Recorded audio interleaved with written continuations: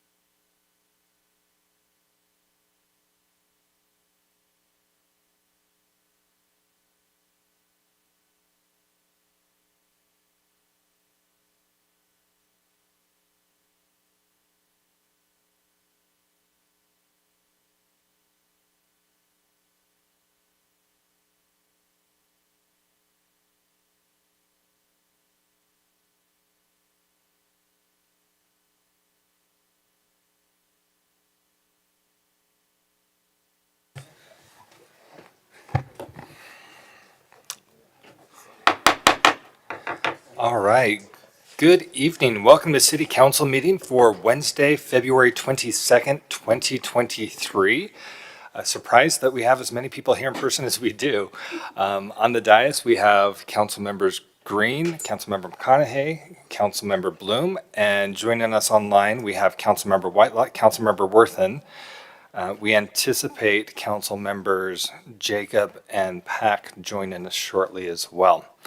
First item of business tonight is going to be our Pledge of Allegiance, which will be done by Troop 6. And since we had a little bit of snow, rather than having them here in person to do the flag ceremony, we've got them online, and it looks like they're now unmuted. Troop 6, can you hear us okay?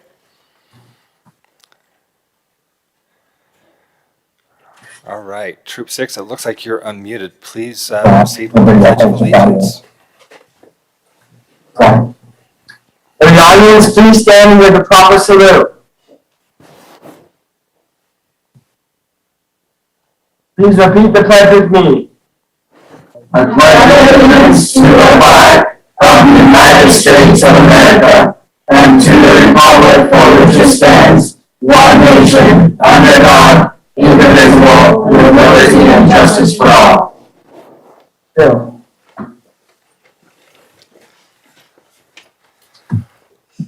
All right, thank you for that, and we look forward to having you here with us in person, hopefully soon.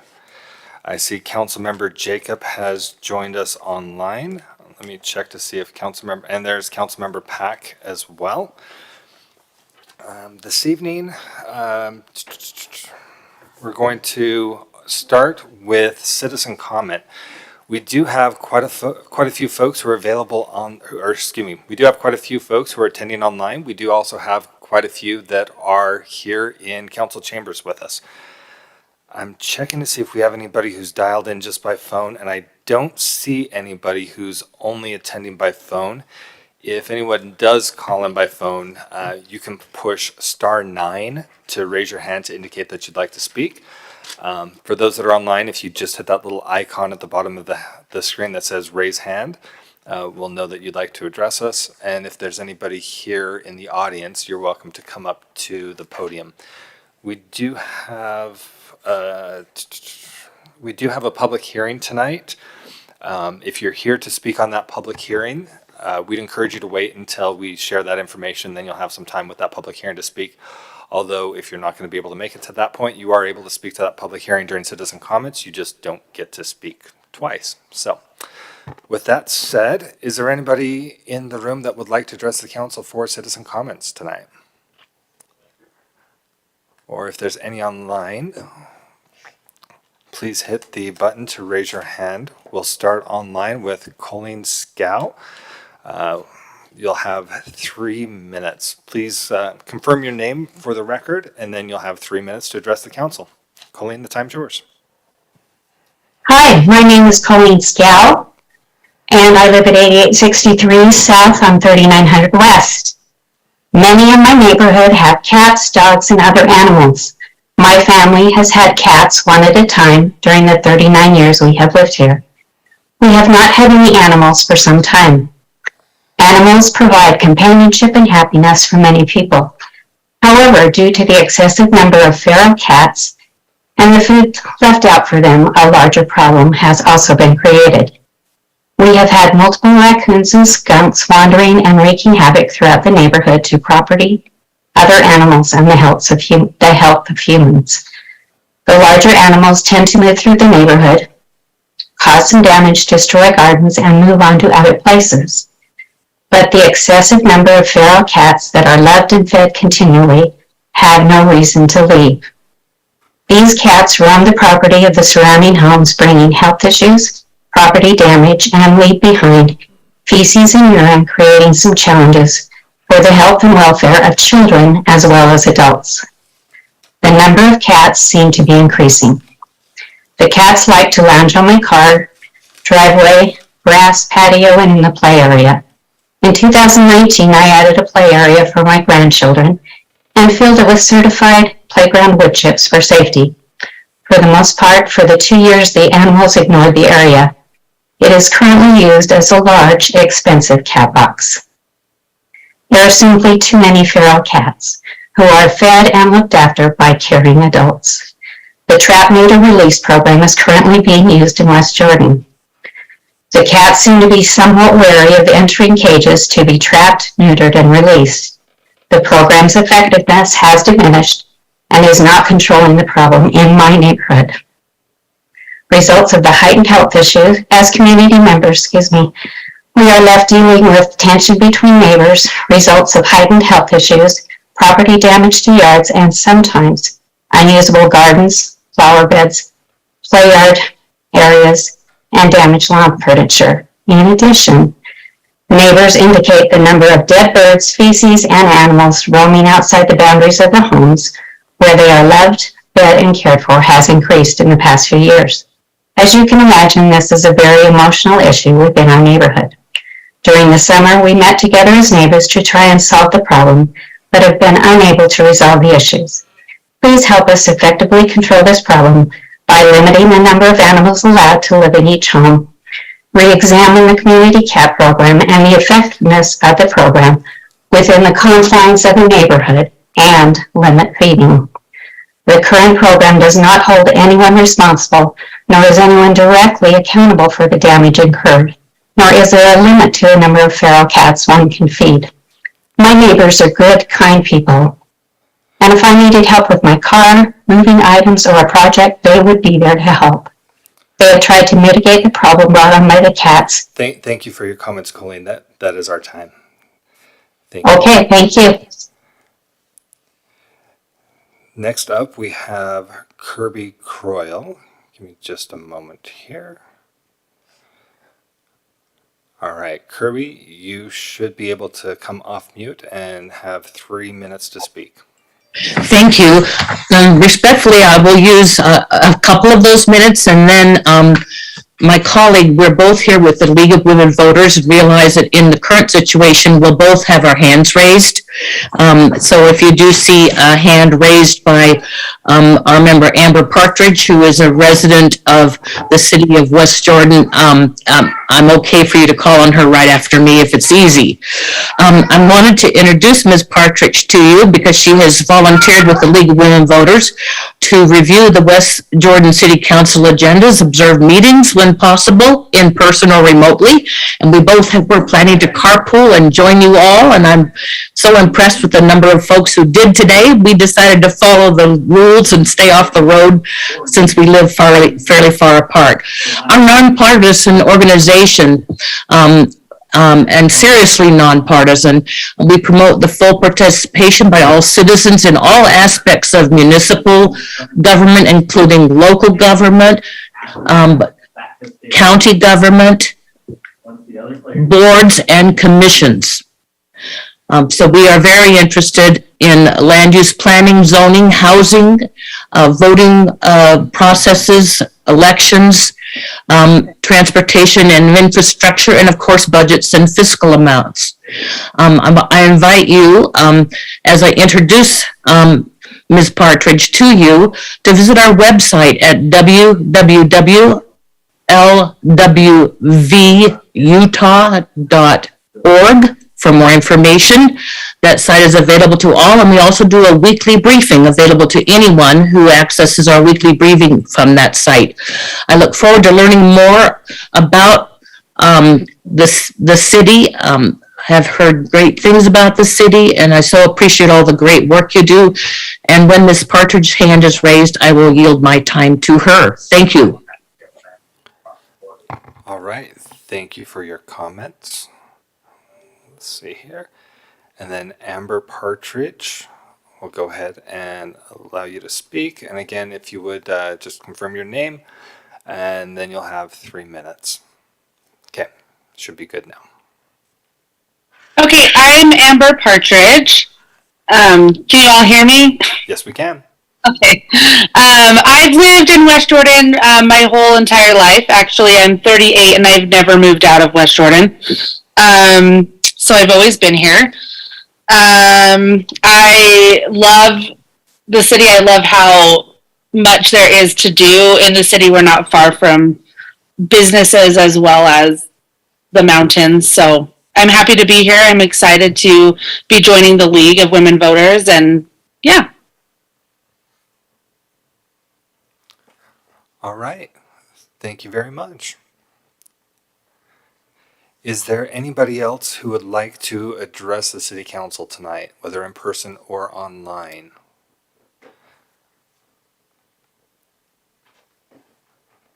All right. I don't see any other hands being raised, either in person or through the Zoom, so we will close our public comment period and move on to special recognition. We have 2 items tonight. The first item is recognition of Chair Whitelock and Vice Chair Green for their service, and I'll turn the time over to Mr. Anderson for that. Thank you, Council. I've been able to be in this position for 3 years, and we've done this 3 different times, and we would like to recognize, and I know she's not here with us tonight, but Council Chair Whitelock, Council Member Whitelock, who was the Council Chair last year. I have here a gavel. I don't know, you can probably see it on the camera, but just says Kayleen Whitelock, West Jordan City Council Chair, January to December 2022. And I will get that to her, just to thank her on behalf of all of the council members for her service as the council chair. This is also the first time that we have done an award for a vice chair. Most of you on the council know this. Most of the public doesn't know this, but Mr. Kelvin Green, Councilmember Green, has served as the vice chair of the city council in 2000 and in 2001. I'm sorry, that's way long ago. Sorry, 2020, 2021, and 2022. So he concluded, he kept getting reelected by his peers. And so we thought we would do something, we've never done a vice chair recognition before. So what we did is we've created, well, not created, we have this compass, because you always kept us on going north. You always kept us going up. And it has 3 years, Kelvin Green, Council Vice Chair.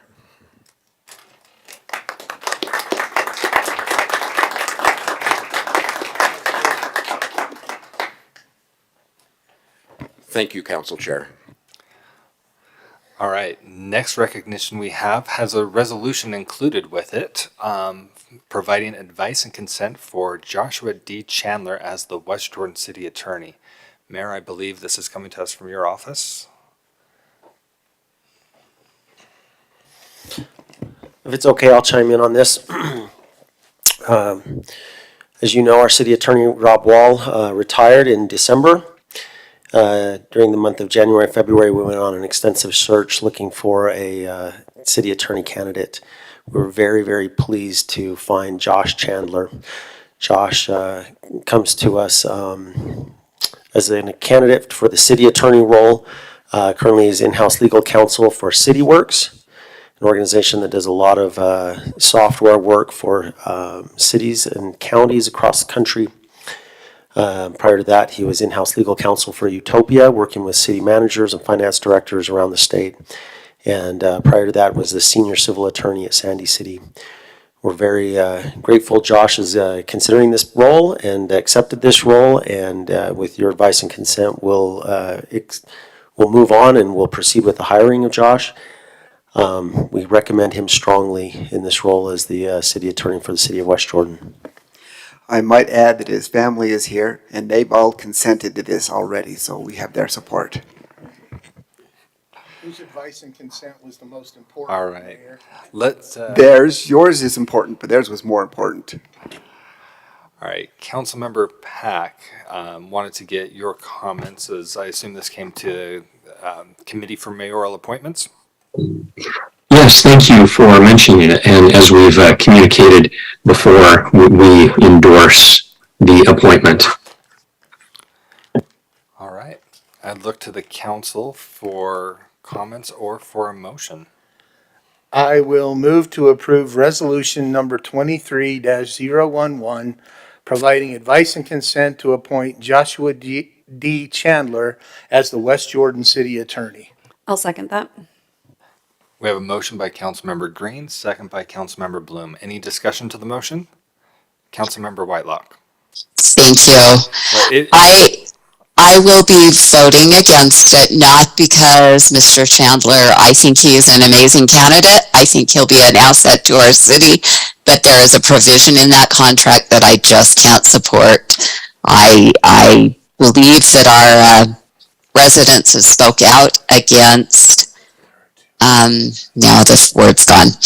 Severance packages basically that are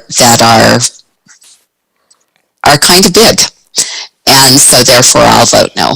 Thank you. All right, and just a point of clarification, we broke this apart into two separate portions. First is the appointment, and then under business items, we have a separate resolution, business item E, which specifically talks about that severance clause. Oh, I read them together. Okay, thank you. And council, just real quick, if I could ask that, it's helpful to see the hands raised on the video, but also hitting the little hand raised button on the side as well. There's enough cameras trying to juggle everybody. It's a little bit tricky. So trying to flag me down any way you can. Councilmember Whitelock, perfect example there. So, okay, if there are no other comments to the motion, we'll look to Ms. Quick for a vote. And let's see.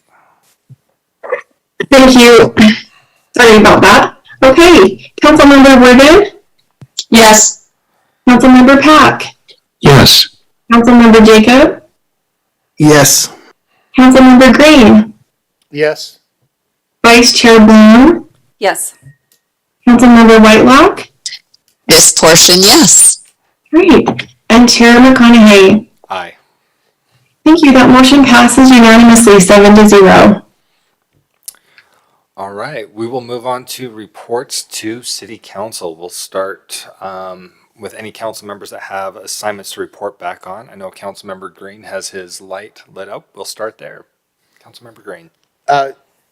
We had the chance yesterday. It wasn't a very big meeting, probably because of other legislative meetings. But we did hold the Association of Municipal Councils meeting yesterday. We got to play, because it was a small meeting, we got to play show and tell, along with our friends from Riverton. They were able to tell us a little bit about what's going on in Riverton. But the thing that I would like to point out is that if some of you remember the invitation, some of you wouldn't know about this, so I'll tell you. There's an event during the legislative session every year called Maps on the Hills. Maps on the Hill, and it's the way that the GIS people, the Geographic Information System people, can show off their wares and what they do. As part of that process, Maps on the Hill actually publishes a calendar, and in that calendar, they put various pictures from different GIS products to showcase those off. January, the number one picture this year was ours. It was a picture of the Weather Operations Center that keeps track of all the snow plows. And I think that's a good honor for Clint and his group. Brian, do they work for you? Well, give them our congratulations for that fine work. We needed to roll that out today and have that online. If we need to come up with the $45,000 to pay for that before budget season, Mayor, let's do it. Let's figure that out. And I'm just going to, while I've got the microphone, I'm just going to throw this in. You all know what a small snowstorm we had over the last couple of days. Those 2 or 3 inches we got out there was a mere nothing. Brian's crews have been out nonstop, plowing roads. The snow in my neighborhood got plowed to the cul-de-sac so high that the kids had a sled. They were using the pile of snow as a sledding hill. So I'm not sure how the plow got the snow that high, to tell you the honest truth. And I got a wall in front of my house. I actually think the snowplow drivers were trying to block me in and not get to council meeting tonight. But no, they're doing a great job, and just wanted to give them my thanks. Councilmember Jacob. Thank you. I just wanted to report back that the Senate on Friday officially confirmed the governor's appointment to the Jordan Valley Water Conservancy District Board of Trustees of myself. So that's official now. I have orientation with them next week, and the first meeting that I will be seated at will be on March 8th. Wow. Yeah, March 8th. So 2 weeks from tonight will be my first meeting with them. Thank you. Councilmember Whitelock. Thank you, Chair. I just want to make sure I'm sure Tawny will give us probably an update. Yeah, she's there. But there was one bill, it's House Bill 499. It's kind of an extension of last year's homeless and sheltered bill. And I just want to make sure that we're all aware of it, because there were a couple of people that acted like they weren't aware of some of the stuff going on in that bill. And basically that bill is they're working with Wayne Niederhauser and looking at ways to handle unsheltered people. One of the things they're looking at is a code blue, which basically, and they're going to change it. It was at 32 degrees. They're probably going to go down to 15 degrees. But at that point, people would be sent out to try to encourage the homeless or unsheltered, as they call them now, to come in. And it also is the bill that Tawny spoke to us about last year, about temporary shelters, that they need emergency shelters. And this year, Mill Creek has it, and they're looking for the next 2 years. So just want to make sure that you're all aware that conversation is going on, as well as many others, I'm sure. Tawny keeps our bill tracker up. That's great. And basically at this point, we're having dialogue, but just really whatever that bill tracker is what we're supporting or not supporting on Mondays at LPC. So, then also, Chair, I just want to express, because of the change of our meetings, there is another person on. Is there any way that we could go back? Would the body be in favor of going back and letting her speak? Otherwise, I'll just convey her message during the last part where we have council comments. After we do the reports to council before the public hearing, I'd be open to asking the council for reopening citizen comment. I did not see anybody else there. No, I didn't see any hands online. But yeah, she thought it started at 7. Okay.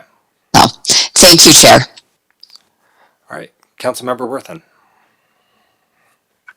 Yeah, we had our budget committee, our first budget committee meeting last week, and we did just did a little bit of high level speaking about the upcoming budget, the departments that have met, and the departments that are still to meet. And then we also discussed a schedule. We'll be meeting, I believe, every other Tuesday, after the utility budget meeting, which I'm part of that, but Calvin is over that one. So we'll be having our meetings scheduled, let's see, every other Tuesday. Yeah, the 28th is our next one. And then after that, the next one is not till the 11th. So we'll be meeting late in the afternoon on that, and we'll give you updates as they come through. All right. Any other reports from council members? Let me jump back. I forgot that I'm the chair. Melissa, I was thinking you were chair of the utility committee, so I forgot about that. Tomato, tomato. And Yours is before ours. We all work together. Yep. We did meet as the Utility and Enterprise Fund Committee where the last week we worked on sewer, and we'll continue to work on sewer to try to make sure that sewer rates and the sewer issues are, at least we have all the background information and options in place so that we can look at them come budget season. We'll also look at solid waste, and we'll look at water rates. Just to start to get the alternatives in place so that the council will have all the information they need to make the decisions come May. And I think you will see that the Youth Council, I'll just do this really quick, the Youth Council policy and procedures document is ready.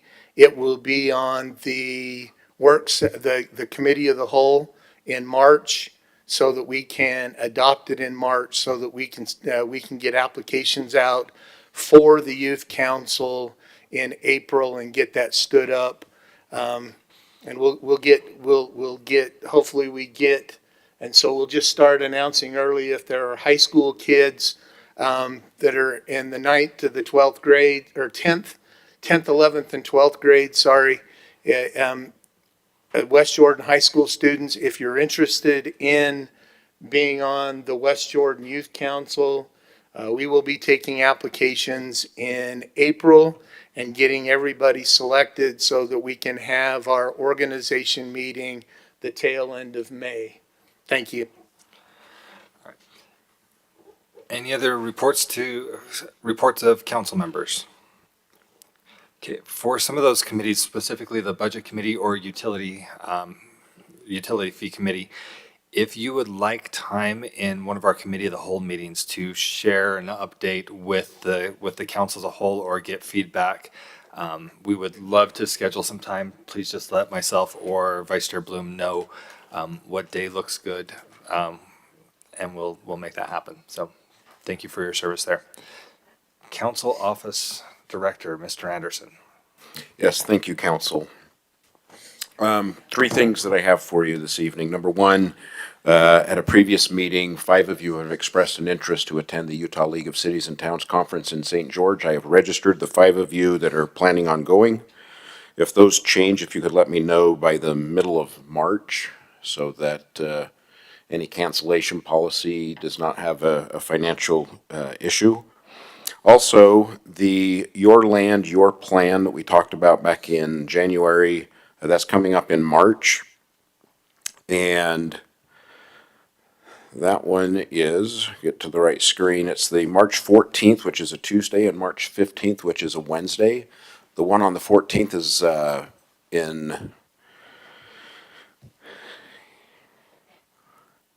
14th is in Brigham City, and the 15th is in Provo, and it runs from 9 a.m. to 4 p.m.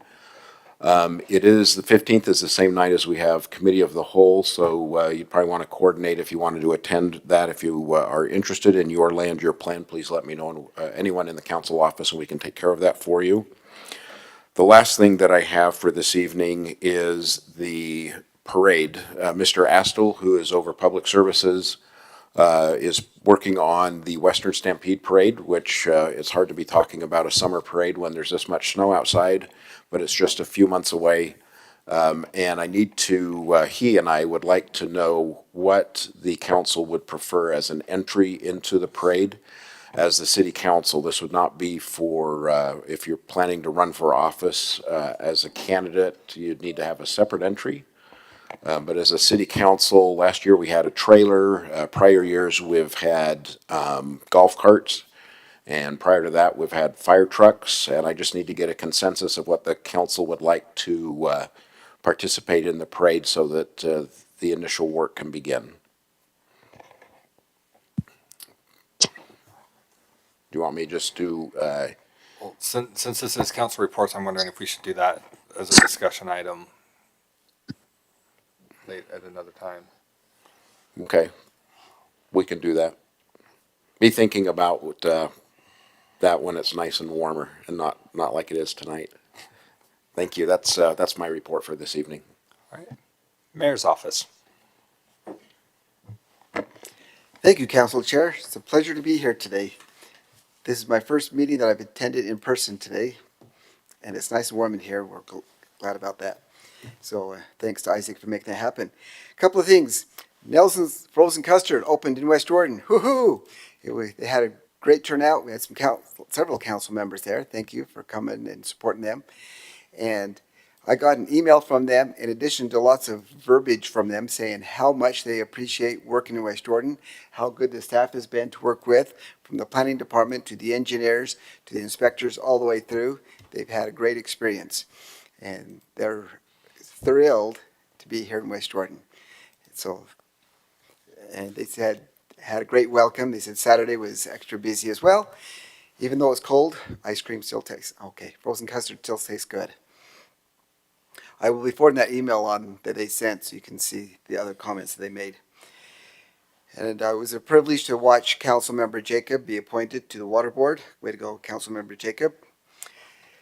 As you probably heard over the weekend, it was really busy at the airport for three reasons. One is ski season. A lot of people are come to Salt Lake City to go skiing, and so that made the airport extra busy. Two, it's a holiday weekend, and that makes it busier, especially President's Day seems to be one of their busier holidays. And then three, the NBA had their All-Star games out here, and that made it extremely busy. And on Monday, they had a record-breaking amount of people trying to leave Salt Lake City and fly out, in addition to everybody else coming in and going through. And when I was at the board meeting, they were talking about that. They were saying that I have little groups of bands playing to help people be calm and comfort them and help them feel better. They're going to have wayfinding volunteers all over throughout the airport so people can find their way around there. And they're talking about how busy it's going to be and how fun that would be with all these people. And I just got so excited that I went ahead and volunteered. And I spent from 8 o'clock until 2 o'clock at the airport Monday as a volunteer. People said, "Did you meet some famous people?" Well, I probably did, but I don't know famous people, so. I just met lots of great people, and it was a great experience. I don't know if I'll ever get to do that again, so that was fun to do that. And the council member Green was talking about Maps on the Hill. Our GIS department is fantastic. They get awards all the time. They present on Maps of the Hill every year, and it's a pleasure to see them up there. They're kind of the envy of all the other people who were there.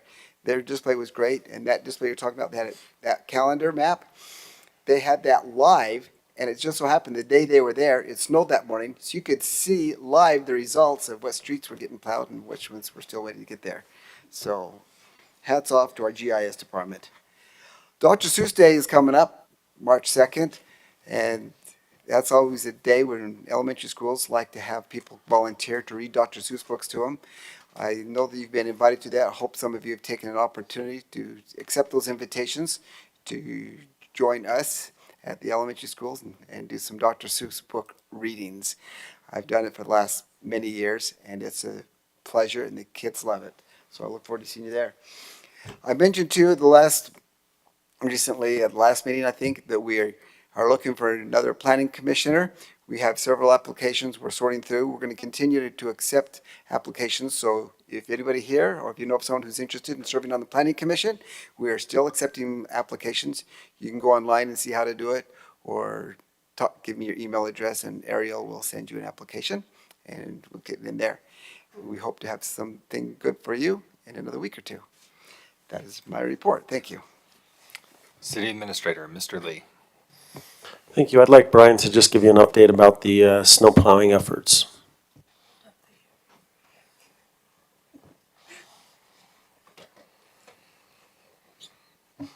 It snowed. Have you slept? I've slept pretty good. The guys haven't. No, they've been out all night. As you know, we're running 12-hour shifts right now. 2 crews, rotational shifts. The crew that's out right now will go home at 2 a.m. Second crew will be in at 2 a.m. till 2 p.m. tomorrow. We keep switching out until we get the storm cleaned up. We focused on mains today, really hard to get them opened back up. Staff is heading into neighborhoods tonight. We're pulling a lot of the trucks off the mains because the mains are clearing up. We're going to put the big trucks in the neighborhoods trying to bust through some of this. So all we're asking is everyone just please be patient. We're out, we're doing it. It's just going to take some time with this amount of snow and as quick as we got it too. So, but staff's doing a wonderful job. So thank you. And if you've got cars parked on the street, get them off. Yeah, right now, with the amount of snow we have, if there's cars on the street, I've instructed staff, don't go down the road because it's too hard to get a 10-wheeler in there and they slide really easy. So they're aware of that. And we've been working with the police department to help get some of those moved. So if we need to. Vice Chair Bloom. Oh, no, I was just saying, I just want to say thank you for your hard work in seeing these guys. I bet they're exhausted, and I just wanted, on behalf of the council, I'm sorry, we all say we're really, really appreciative. Great, I'll pass it on. They're doing a great job. Yeah, I was ready to walk here this evening because my street was not passable to minivans. There were multiple vehicles that were stuck on our road because it's a neighborhood street. I saw at least one unattended bumper in the middle of the road. But 4:45, one of the snowplow drivers came down. Dimitri made it to our place. Just the level of attention to detail. There are a number of circles and these weird little knuckles and a lot of kids out. The level of care, the attention to detail, it was incredibly impressive. Like even watching as he'd try and go past driveways, intentionally trying to avoid that ice wall blocking people in. You have some incredibly thoughtful, careful crews out there. Please express our appreciation. Will do. Thank you. Thanks for your guys' support too. Appreciate it. Did we get a chance to use what's that called? That saline, the brining system. We've talked about getting that brining system for years now. It's running. Yesterday we pre-treated the roads, but it rained. It helped a little bit, but you really got to have that dry surface and no rain to get the full effect of it. But yeah, it's been up and operational ever since the first of winter pretty much. So it's running. It works great so far. So thanks for that. That's a great tool to have. It helps us get a jump on the storm and gives us a little more time to get in and respond why that's activating. And it doesn't create that bond with the ice on the road. So it's very helpful. We can get the roads cleared off a lot quicker. So. We're appreciative of Public Works looking for solutions to help speed things along for everybody. Thank you. Solutions. Sorry. That sounded like the mayor's comment, looking for solutions. Oh, jeez. Oh, that is wearing off. I didn't even catch that. Nice job, Chris. Thank you. All right. Thanks, Brian. P.S. You can tell if they put the brine on, because you go down the road, you see these white lines going the same way you're going. Not the dotted lines, but just kind of faint ones. Then you know that road has been treated. Thank you. All right. Anybody else on any other reports on city administrator? Nope, no further reports. All right. Let's go to legislative update with Tawny. There, should be able to speak now. Great. Can everybody hear me all right? Perfect. Perfect. Thank you so much. It's my pleasure to follow Brian's comments largely because I want to thank our Public Works Director and his staff for all their hard work today. We've responded to over 12 media inquiries today. Most of those were weather related. Channel 2 specifically came into the city today to do a story on how great a job our crews are doing.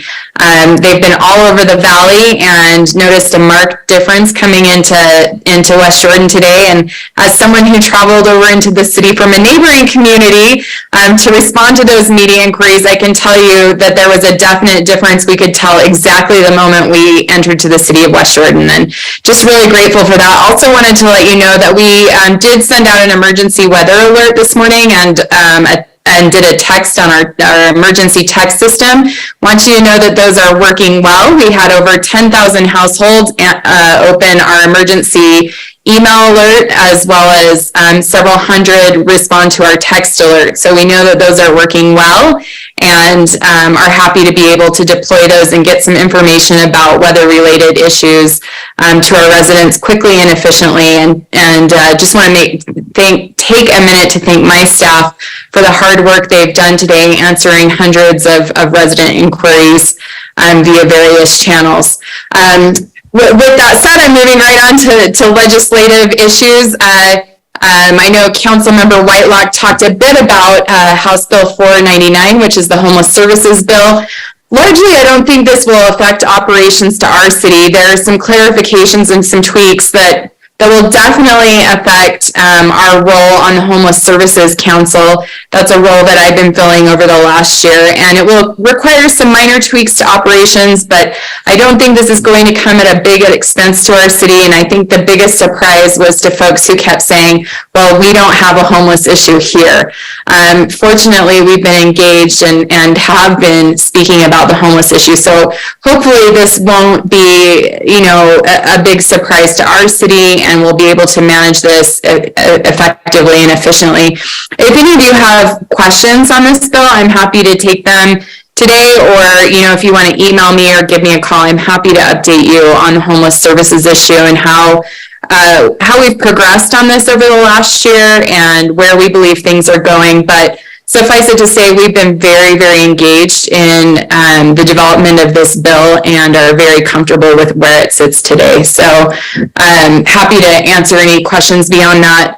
Outside of that, just want to kind of keep you abreast of some of the bills that have a higher price tag and some of the bills that really affect our land use.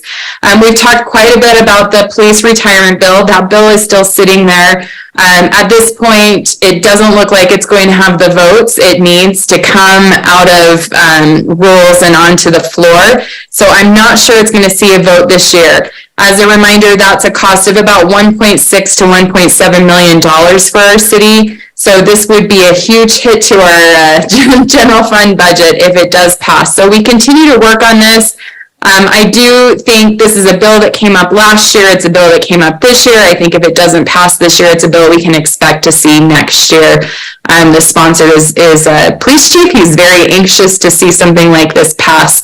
So I'll keep you abreast. If it looks like there's going to be any movement, we may want to reach out to our legislators, but at this point in time, I think we've communicated effectively with them and it's well in hand. We have a number of land use bills that are slowly, I should actually back up one step. We are tracking over 250 bills this year. That is a record number for us. There are, for the first time that I can remember in probably a decade, there are over 530 some odd bills in the House, and we're hitting over 300 in the Senate. So a record number of bills coming through this year. I think what's interesting is of the bills that we're tracking, only about 10% have passed. That means this last week is going to be incredibly busy, and we're already seeing that. I told my husband earlier today, I felt like at noon we'd already done 2 days of work. So things are moving quickly. And if you have any questions, please don't hesitate to text me because they're moving so fast. But I think we're in a good position with the land use bills. We've been heavily involved in negotiations on those bills, and though they will require, to some degree, some operational changes and some additional work on our part, I think they are all things that we can live with, and we haven't seen any surprises so to speak. No big surprises so far this year. So we'll continue to work through those and see them move through. But right now, the league and our city are in a supportive role of most of the major land use bills that are moving forward.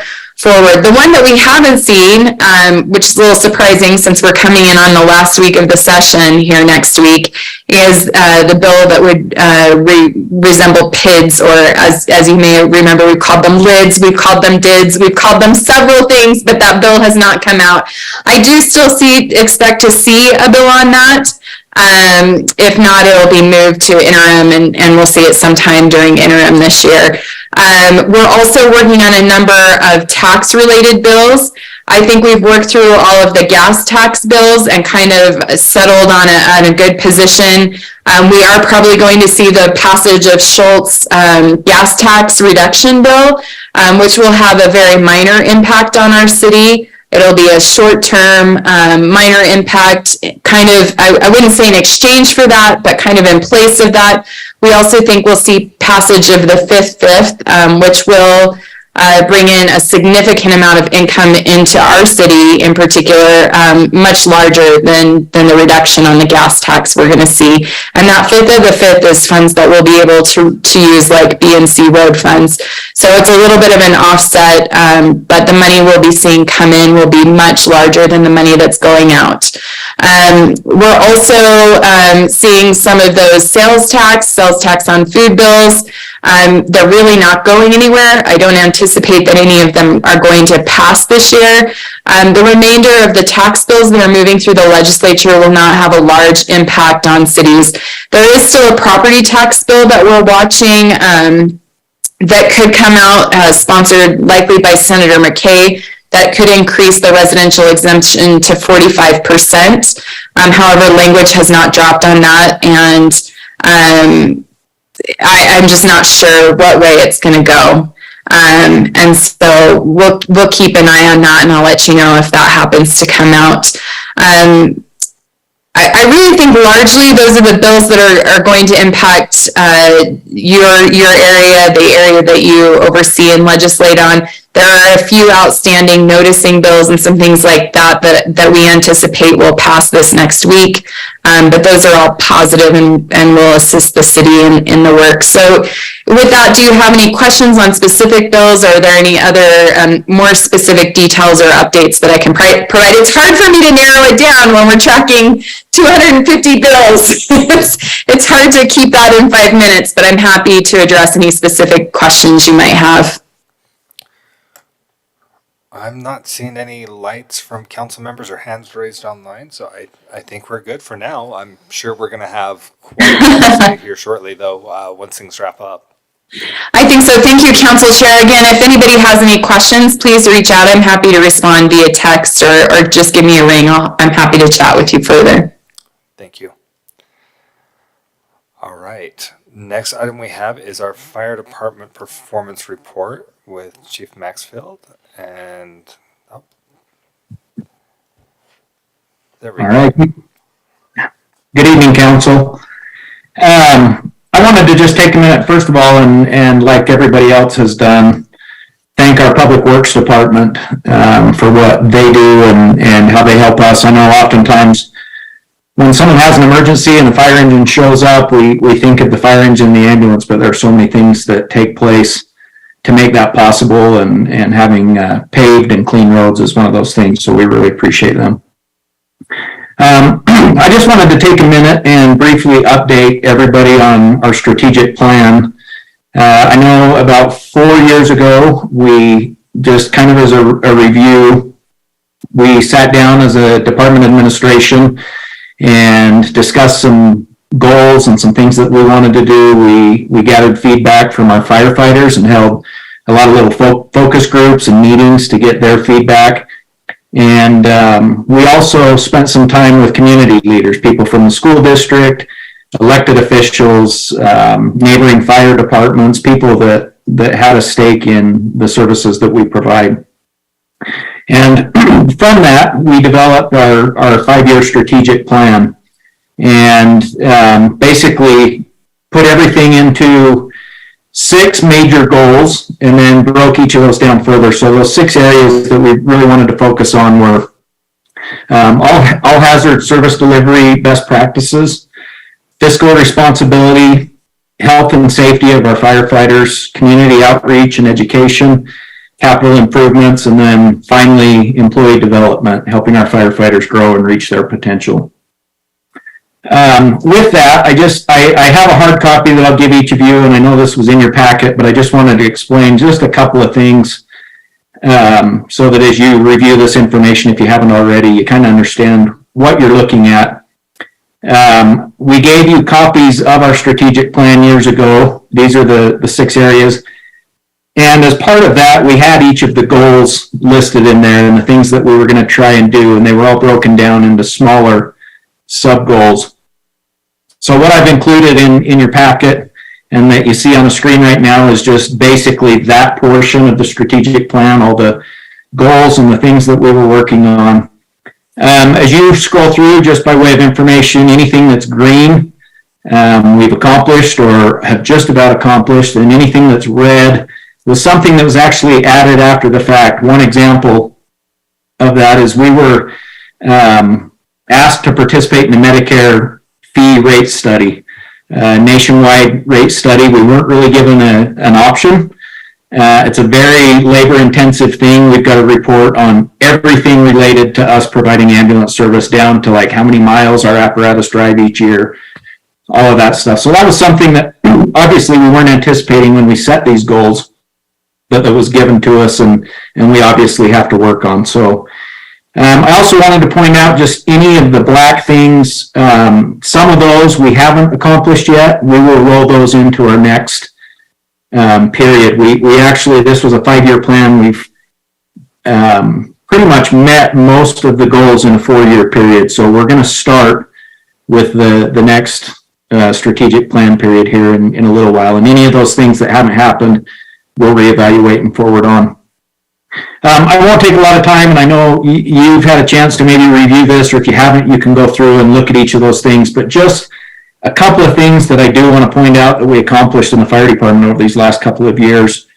One of the big ones was we improved our insurance services office rating, our ISO rating, from a 3.3x to a 2.2x.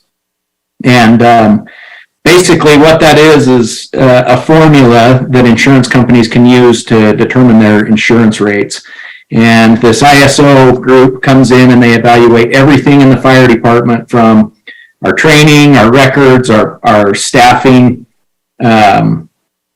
water records, and pretty much everything. And then they give this rating. And that's what they base those rates on. We were able to improve that score, like I said, from a 3 to a 2. 1 is the highest you can get, or the lowest, the best. And we're working toward that, but we've got some things geographically that make it difficult for us. And one being that we don't have another fire department that borders our west side that can help with mutual aid and some of those coverage items. But one other thing I wanted to point out is you'll see over the last couple of years, our public education specialist and Becky, she has done a phenomenal job of creating programs to help reach out to the community, to involve our young people. She's been in all the schools. She's done junior firefighter academies, babysitting academies. You'll see all of those things. And we're at a point now where in this next reporting period, we would like to focus a little bit more on community risk reduction and spend some time evaluating the actual problems that we have in the community. For example, high prevalence of falls, and maybe targeting some of our efforts to how to prevent those types of things, and going out and interacting with the community and helping people. The final thing I just wanted to mention was a fire station location study. We performed a study and an analysis of all of our coverage areas and the services we provide. We found a couple of little gaps that we needed to address, but one of those obviously is a future fire station out on the west side. And that location was kind of dependent upon what was going to happen with Station 107, that is currently a UFA fire station over in that Oker Shadows area. And so we provided all kinds of analysis and looked at different maps and different scenarios and have come up with a place that we believe will be a great location for a fire station in the future. I know you guys have discussed that a little bit and we'll continue to discuss it in the future, but I just wanted to follow up and let you know, I know oftentimes strategic plans and 5-year plans are something that maybe get created and set aside, but this is something that we have continued to follow and have worked really hard to try and accomplish these items, and I just wanted to follow up. I'm happy to take any questions that any of you might have, or and with that, like I said, I've got a hard copy that I'll get to each of you as well. We'll start with Councilmember Whitelock. Thank you, Chief Maxfield. Your report was great. I appreciate it. It's great to see how much you've accomplished with your team. That's great.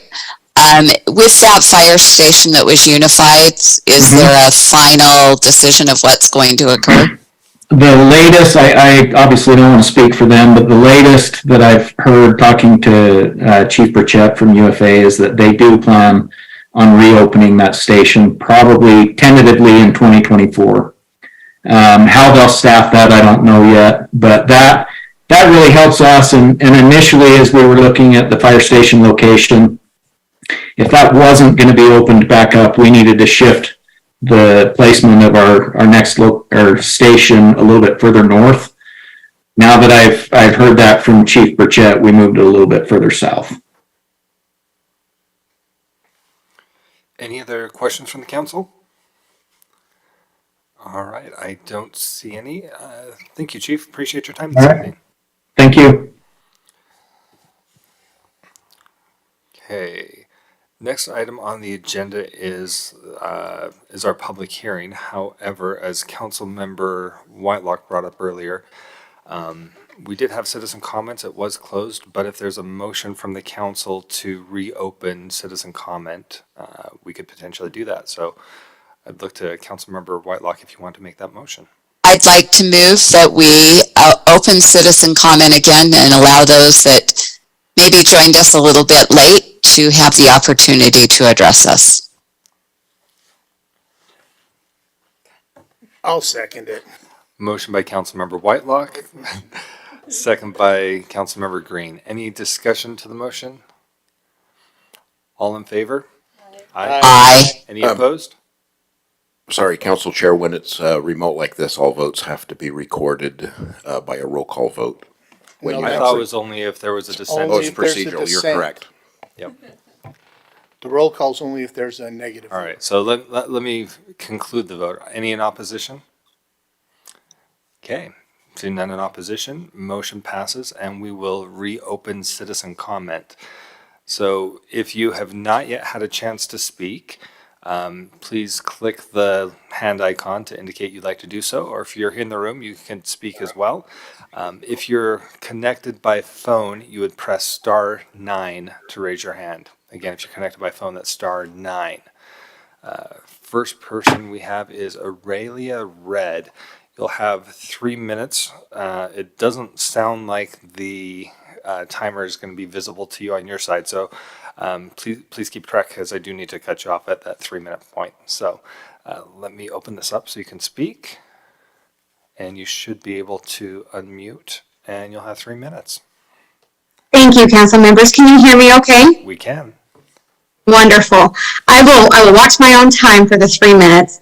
I would like to speak on behalf of a few of us in the Sunburst neighborhood in regards to the feral cat population that we have. I have sent an email to the city council members, and a couple of you have replied to me, and I thank you for that. I just wanted to share at a greater level for those listening tonight of the nuisance that has overrun our neighborhood and has become more than a nuisance. I have been dealing with feral cats in my neighborhood for the last 3 years, and in my yard, it's especially more dangerous because I suffer from a severe cat allergy. So in the wintertime, I love to put up decorations outside, and that's not been a problem the last couple of years, except for this year when we were out putting the decorations up. I was working through my flower bed to try to put things around the window and suffered a medical emergency. We went back to our cameras, and we've been able to find that we are not only seeing the same cats that have been here for several months, but we have at least 6 new cats in the last 60 days alone. I have proof on my cameras that 20 cats, different cats, are defecating multiple times in my flower beds and in my garden bed every single day. So I cannot keep up with the cleanup or trying to keep it out to keep us safe. And the last thing I wanted to mention is our garden. Last year I spoke in behalf of the neighborhood. We talked a lot about the health risks that have been happening, and a lot of us had to pull our gardens out. But the cost of inflation this last year and the lack of food storage that we had, it was extremely difficult for us. First time in 21 years I didn't have food storage to rely on from my garden.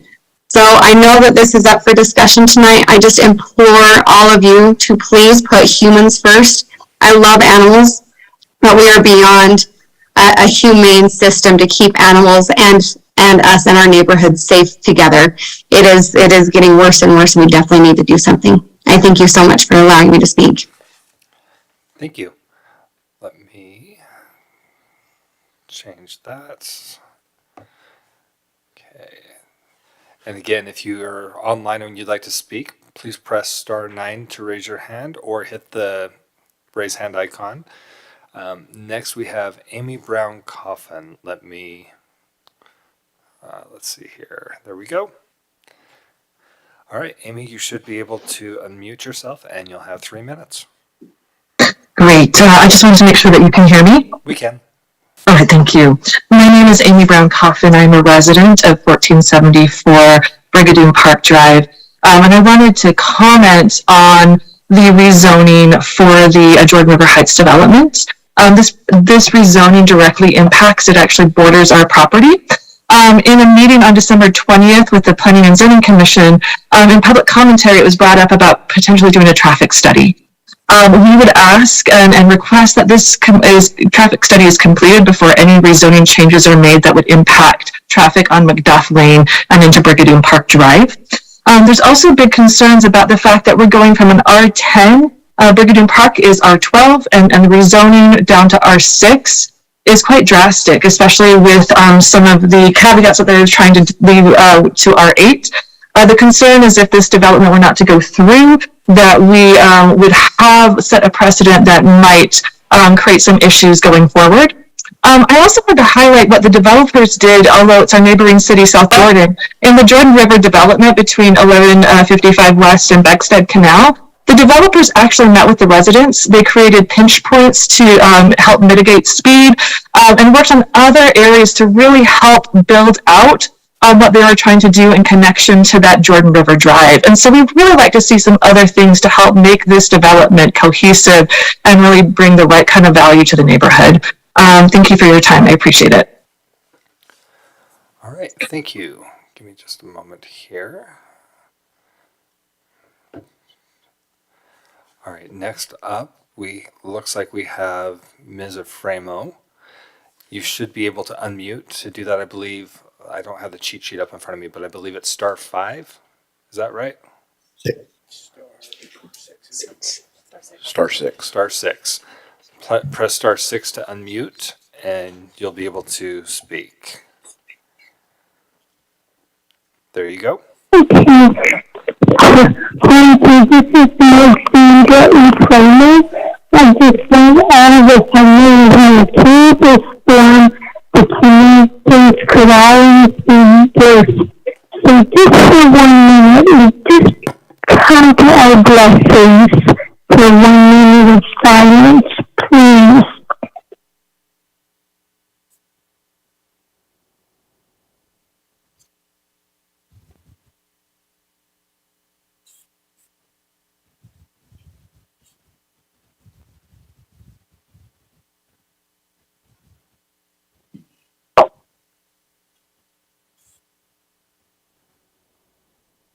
Okay, I've done this before. You've heard me before. I donated $4,000 for our training guests. And again, I'm still going to say, Maya, I pray for Maya. Every day, it's been almost a year, and I'm sorry. I'm very disappointed that Officer Overmore is still employed by the West Jordan Police because, in my opinion, he failed to protect his partner, Maya. Anyway, I pray for Maya, and it just breaks my heart that Overmore is still employed. But I'm just one person. So, anyway, God bless you all. Have a happy day. Okay, bye-bye. Ms. Efrema, thank you for your comments. Is there anybody else who would like to address the public during citizen comment? We do have another public hearing, we do have a public hearing that'll be coming up shortly, next time for Jordan River Heights. So if you're here to speak about that, we'd encourage you to hold for that one. If you have anything else that you'd like to speak on that's not on the agenda, you're welcome to come up now. Please state your name for the record and city of residence, and then you'll have 3 minutes. Since you're in the room, it's a little tricky to see the clock behind you, but could you hit there should be the button on the right. DeLon Fulmer. I'm actually here for the Brigadoon Park Drive, but as at the same token as I'd like to just put my hand out to the Public Works people is about the basically clarification of why our street really probably doesn't get done. Because I've called a number of times code enforcement, and they said they're talking with the police department, helping out. Is that right on Brigadoon, as there is a new people that has moved in, is running a tow truck company right there on the corner. Probably 95% of the time there is a flatbed tow truck, one or two, plus a van that's in the roadway at all times, 95% of the time at least, whatever. As there's been a number of considered citizens, call in, try to report it. Nothing has happened. So now what he's saying is that our street they've done a fabulous job, but as I understand it, it's very hard. And as I complain more so because it is right there on the turn. If you've ever been on Brigadoon, there is that little S turn, and it's right there on the corner, and it is a very, very hazardous situation, even in the summertime. If somebody else is parked there, people will be lined up 2 or 3 deep, and so that's part of the problem too. Things like that do come up there with the new subdivision coming in. I'd like to think that we can get something done. I've called code enforcement, as I've called West Jordan, as I've tried to get a hold of Andy and everybody I can, to try to get that taken care of. But I'd like to think is that we have a code enforcement, I know that is from a certain point in time, it's not all year round, but other than that, that's what it seems I'm here, so thanks. Awesome. Deputy Chief Bell, would you be able to connect with him? That's right up your alley. Or Corbin can help as well, and make sure we have all of the resources available. All This is right. why you Is come there to city council anybody meeting. else who would like? It's always nice to hear from folks in email or on the phone, but if you actually come out to city council in person, you have the entire city council, you have the mayor's administration captive listening during your time. Things tend to go a little more quickly, so please come join us. Anybody else who'd like to speak? All right, I'm not seeing any, so we will close citizen comment at this point and move on to our public hearing. This is this is a petition by Next Level Homes about a rezone over at about 9300 South and 13th West. And who is the one presenting? Should be Ray. Ray. I think. Okay, it looks like Ray, sorry, I'm bouncing back and forth between the attendee screen and the panelist screen. Looks like Ray's already been bumped up. I saw him a second ago. Okay, there he is. He is still on as a panelist. Yes, can you hear me? Yes, we can. Do you need to share your screen? No, I think Alan has the slide deck for me. This property is located at just across from the Glover Nursery. It's currently zoned R110G, so it's basically single-family residential homes with a 10,000 square foot minimum lot size. Alan, could you go to the next screen, please?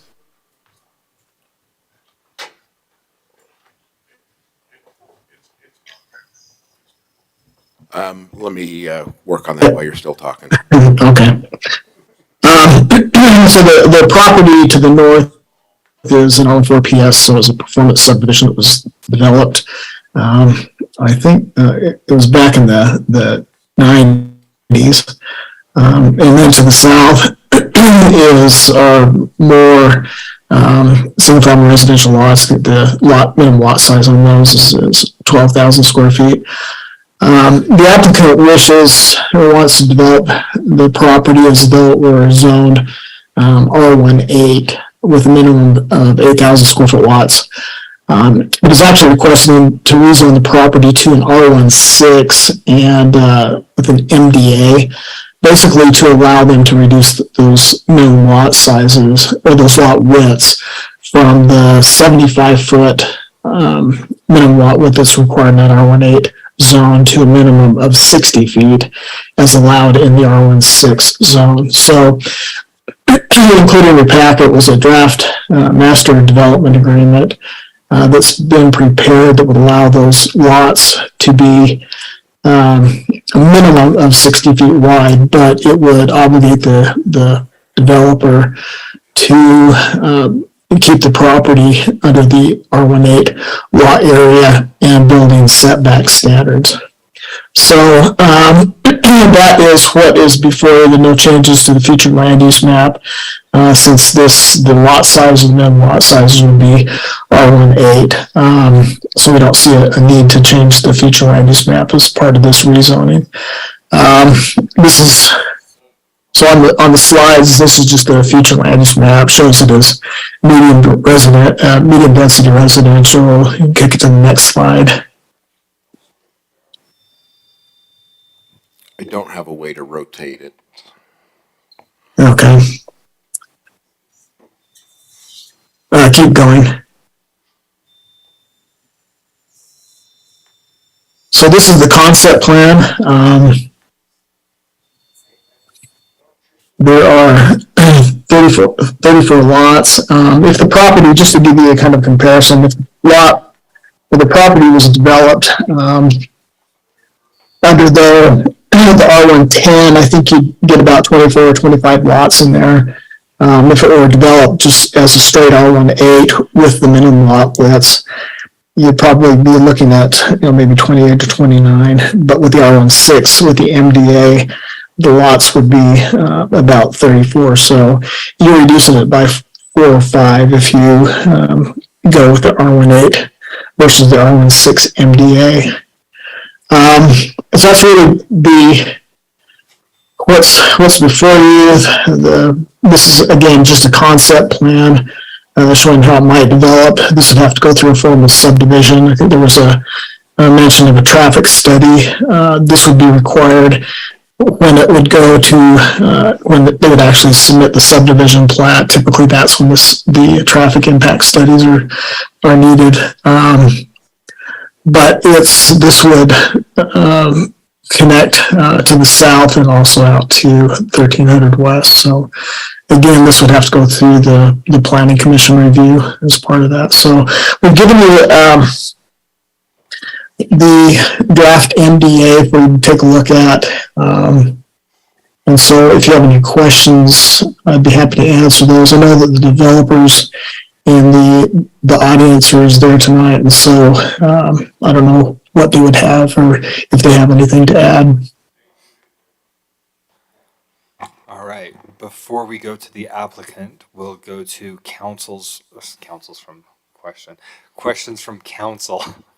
Councilmember Jacob, I saw your hand up earlier. Do you still have that question or? Nope, I figured it out. Thank you. Okay. I have one for Duncan. Okay. Mr. Murray, this question specifically for you. This is on the MDA, and I've kind of asked this question before, and I haven't got a super solid answer, so I'm going to ask it again. We're talking about paragraph F3G that's located on page 5.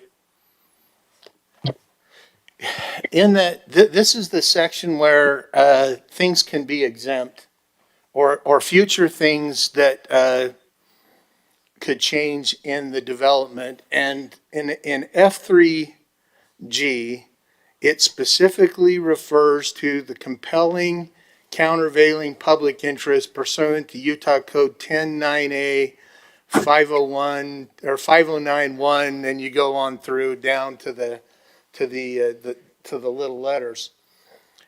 I'm trying to figure out how in an MDA a compelling or countervailing interest clause of the Utah Code can be used when that countervailing and compelling interest clause is specifically related to applicants, and it deals with applicant having the project approved if the land use authority, and the land use authority doesn't have to approve it if they make a finding with a compelling or countervailing interest in the city.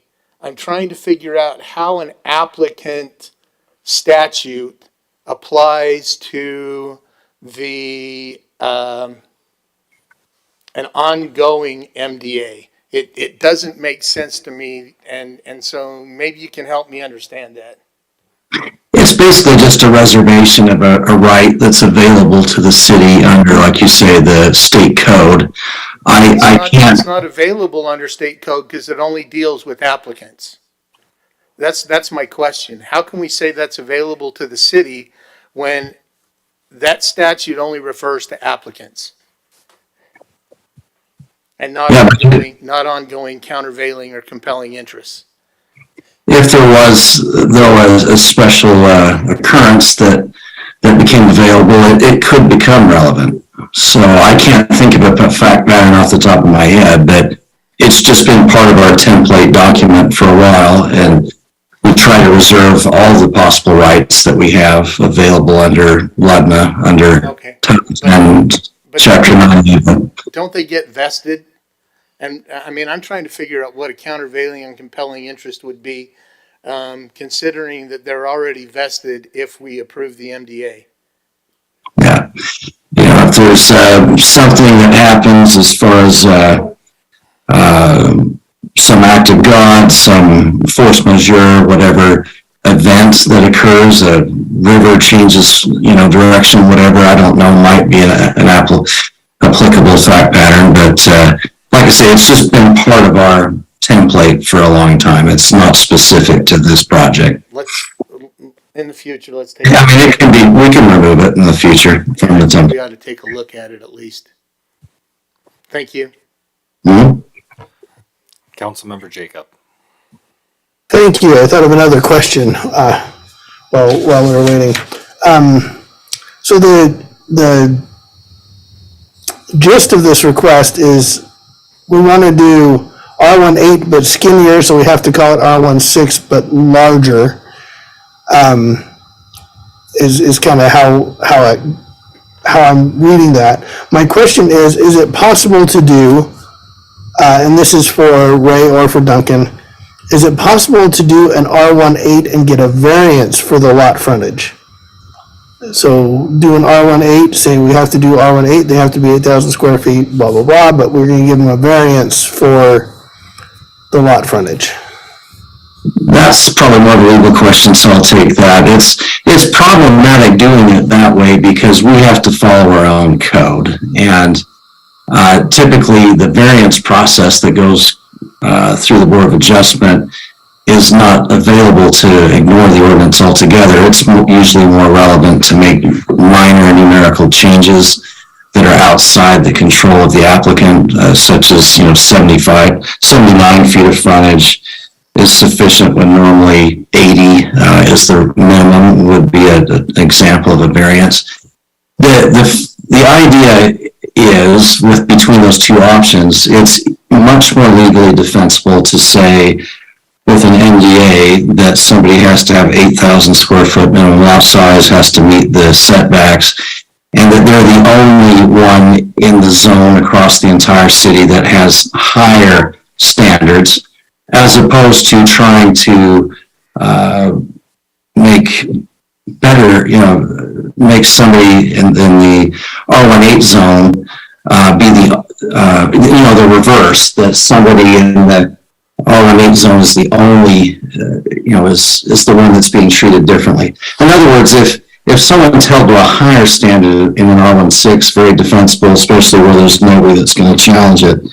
Whereas if it's somebody in R18 that's, quote, getting away with something and everybody else has to meet the requirement, but not this one, that's when we have a much higher chance of being challenged. And frankly, like I said, the main issue is we have to follow our own code, right? So unless we change the code, an MDA is usually not the way to change a requirement, if that makes sense. Yeah, I think that tells me what I need. Thank you. Councilmember Whitelock. Thank you. I have a few different questions, and I would hope that we wouldn't close this public hearing because I heard a draft MDA, and I agree, it is a draft MDA. There's things I'm not sure are covered. One of which is, okay, they want to do R18 lots that was an R110 with, I think, G-size houses, but this MDA doesn't tell me what house size they want to do. And then somewhere in the Planning Commission's report, it's from staff, it states that they'll be held to R18 standards except for that frontage. But I can't find that in this MDA. Can any staff show me where that's at in this MDA? Ray or Duncan, I think that would be a question for you. It's in D. Where is it at? Kayleen, it's on page 4. It's in D7 little a, where it says all residential lots shall be at least 8,000 square feet and shall meet R18 zoning building setback requirements. Okay. Yeah, so, Thank you, Kevin. 7A, yeah. And then after I have other questions, Chair, I want to hear what the public has to say first. Okay. Are there? Yeah. Councilmember Green. I have one more question for Mr. Murray before, I want to ask this before we get too far along in the public hearing. And I'll talk about traffic later, but my question is legally. There's the 4 corners of the project, right? This the 34 lots. It's got a street through it. It ties into McDuff. How far outside of this development can we require a developer to mitigate traffic as part of this development?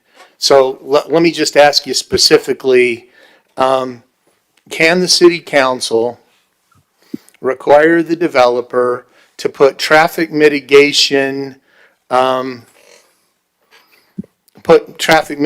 traffic calming measures on Brigadoon Drive that is outside of the 4 corners of the development? Right, so the main issue is one of exactions, right? We have to make sure that we don't have an unlawful exaction. There has to be a direct relationship to the subdivision. But we all the time do have off-site improvements in different developments, right? And that could be reviewed as one. We still have to work with those other outside landowners. It's more legally defensible to ask for off-site or these types of improvements that you're talking about if there's something of value in return, which is one of the other advantages to having this be an R16 with MDA is obviously, and with the number of additional potential lots, if it's developed as it's currently according to the concept, then there's a lot of additional density there that the city can ask for something in return, and such as traffic calming and so forth. You just have to be careful that that's agreed to and there is value back and forth, but hopefully that's helpful. It is possible, and that's the framework within it would have to be done. No, that answers my question. Gracias. All right. Any other questions for staff before we hear from the applicants? Okay. The applicant would like to speak to some of those questions or otherwise address the council. Welcome to do so. Right. Yes. Brandon Pearson, 11099 South Farnsworth Lane, Sandy, Utah. I think our main purpose here is, if you bring up that plat again that we've proposed, I think the minimum size lot we have on there is 8,600 square feet. We do have 5 or 6 that are over the 10,000 square feet. Our main purpose was just to come up with a street alignment that actually functioned better than maybe the property to the north. The property to the north, you have a whole bunch of little circles off of the property. Our purpose was just to come up with a way to create, you know, the lot frontages. We have the square footage to ask for an R18, R110. We were just trying to come up with a better alignment, I think was our biggest purpose. Probably somewhat of an affordability type issue too, on coming up with a few more lots with having the 8,600 square feet also. So I'm open to any questions. I know that we did get some modifications that were asked of us, I think from each one of the city council members on speed tables and that type of thing. Throughout the subdivision, we did agree to do all those today with Ray, so they would be added into that MDA. So. I do see a question from Councilmember Jacob. Okay. Yes, thank you. I'm just curious as to the point you just made, as to how the street alignment is dependent on the size of the lot here. It would Can just, you clarify that a little bit? well, this was just the straightest way to get in, make it nice and clean versus having some kind of a circle off of each line. There's other ways to lay it out is what I'm getting at, that we could possibly still meet that R1 standard. So no, I mean, I still mean with these, if you went with fewer lots, now maybe I understand if you need this many lots to make it pencil out or whatever, but if you want fewer lots with an R18, why could you not do this exact same street alignment that you have proposed here on this concept plan? No, we could. We definitely could. But Okay, there's other routes in which we could do what they kind of did to the subdivision to the north. I wish there was a way to look at it. I don't know. There is, but that's okay. That's not what I'm concerned about. What I'm concerned about is you mentioned that you went with, you're asking for this zoning so that you can make a street alignment work that makes sense. I'm asking, right, which I'm saying you can get this exact same clean route with several other zones. So it's not the route that's determining this zoning, it's something else. So that's why I was asking. And all that is, all our request is solely just to have the smaller lot frontage, and that's it. It's Right. still to have the 8,000, upwards of 10,000 square foot lots, and we fully agree to that. Got it. Okay. I just wanted to be clear as to exactly what the impetus or the necessity of a particular zone is going to be for this, and it's not really the street. Necessity was the frontage. That was all it is. We That's don't the frontage. oppose the 8,000 square foot lots. The other question somebody had about the home sizes, we did submit some different types of homes. I don't think they're in this package, but we're currently building them actually in West Valley, which has a pretty high standard of a home. It's kind of crazy. But we got some full front brick homes. They're in the range of somewhere around 4,400 square foot with the basement and the main level ramblers, 3-car garages, and they do fit on this lot size. So they'll still be a big home.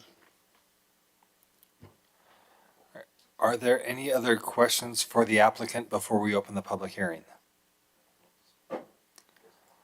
All right, I'm not seeing any other questions from council. Thank you. Hey, thank you. All right, so with that, we'll open the public hearing. Anybody wishing to address the council on this topic that hasn't already spoken on this is welcome to do so. Again, if you're participating online, *9 to raise your hand if you're dialed in by phone. For those who are in the actual Zoom, you can hit the little button to raise your hand, or if you're here in the room, we'll start with folks in the room. You're welcome to come up to the podium if you'd like to speak on this one. Please. Please state your name and city of residence, and then you'll have 3 minutes. My name is Greg Pappas. I am a resident on Brigadoon. And you said they're going to put 34 homes if this is rezoned. Average home probably has 2 cars. There's 68 additional vehicles in that section, and there's 2 ways to get there from 1300 West or out Brigadoon to Redwood Road. That will increase our traffic significantly on Brigadoon. Also discussing with neighbors, supposedly they tried to rezone this a few years back and it did not go through because there are rumors that there are wells on that property. How are they going to handle that situation if it is true? Thank you. Anybody else wishing to address the council on this item?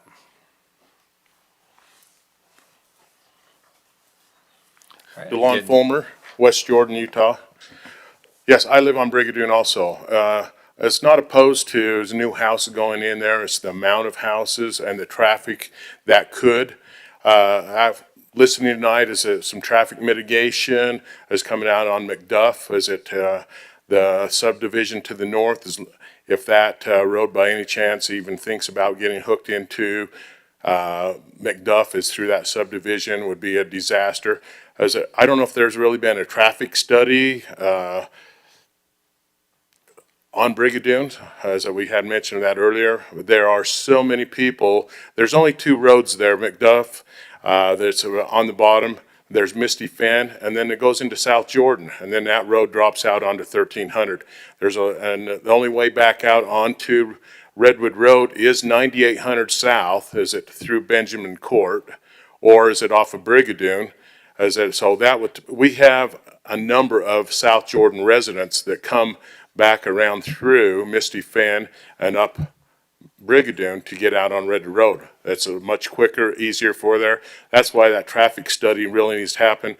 Another, 68 to 80 vehicles, if there are 3-car garages on there, is going to make a huge impact on Brigadoon. Trying to get out at the top, as they just put the light there, is at the end of Fulmer, is it on 9400. So that has given a little bit of leeway to be able to get out on Red Road, but not enough, as there's just so many things going on in that corner with the rental shop right on the corner. I don't know as if that traffic mitigation, as if there's any way that we could do a one-way street, is it, only going back into that subdivision, River Heights, versus out of that, or if you could put up some temporary bollards type thing, is that the police could, or the fire department could, remove blow-throughs if they need to, is it to get into that subdivision, so it wouldn't be a thorough traffic, as it could be foot traffic, it could be bike traffic, whatever, just not vehicle traffic getting back out onto McDuff as onto Brigadoon. As it could be a huge problem, is that the way Brigadoon is set out, it is not a straight street either. It has a big bend in it, which actually causes a lot of issues. When I first moved in, there was actually already somebody's car that had already taken out one of the neighbor's front yards that had blown through the turn, and that was on a dry day. Thanks. All right. Anybody else that would like to address the council for this item? Seeing none, I'll close the public hearing and return to the council for discussion.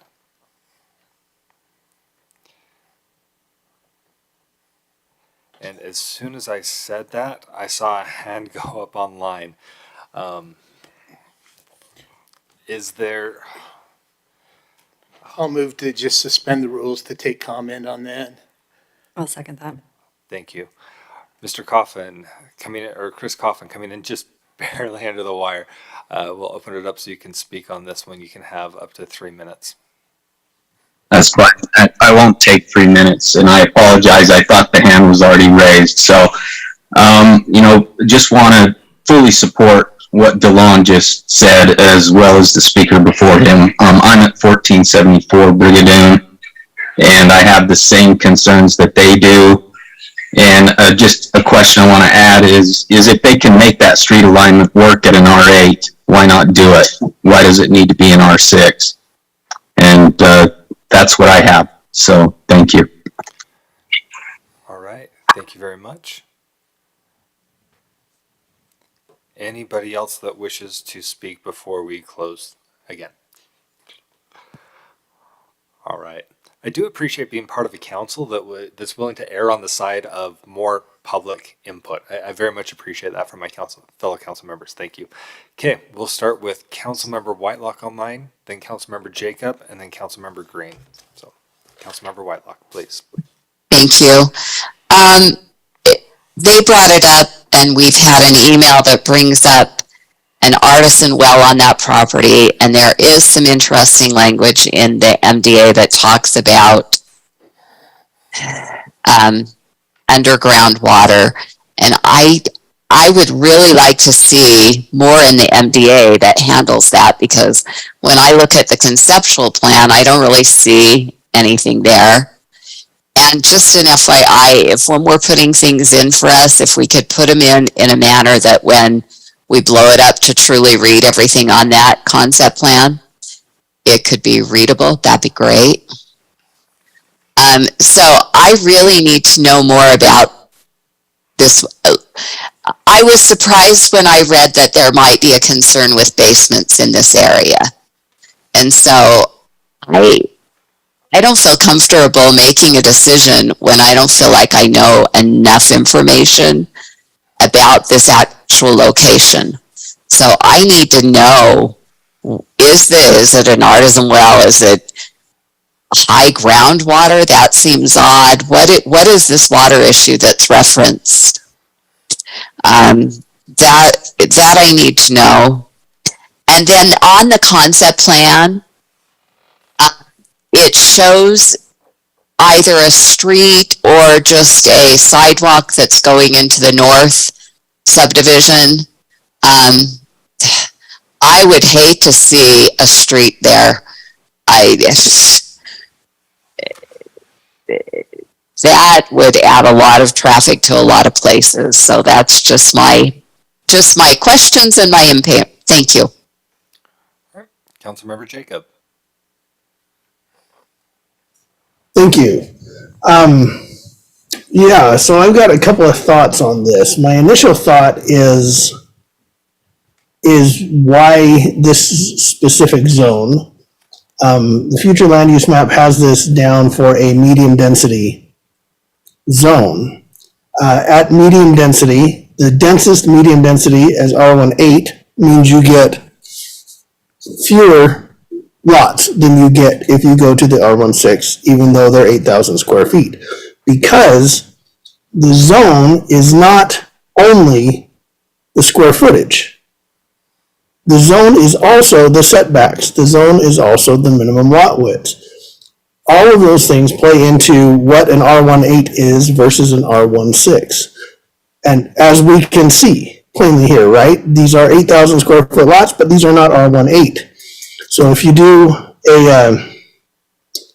a spirit of the law kind of thing, as opposed to a letter of the law, you're still getting an R16 development, even though all the lots are 8,000 square feet, because you're getting more units per acre, or more units into the thing, which is more units per acre. But you're squeezing them in because you have the smaller lot widths. Which means I don't care how deep the lots are. That's a little bit irrelevant. With this street width plan, R18 would be cool. What's the word I'm looking for? Would be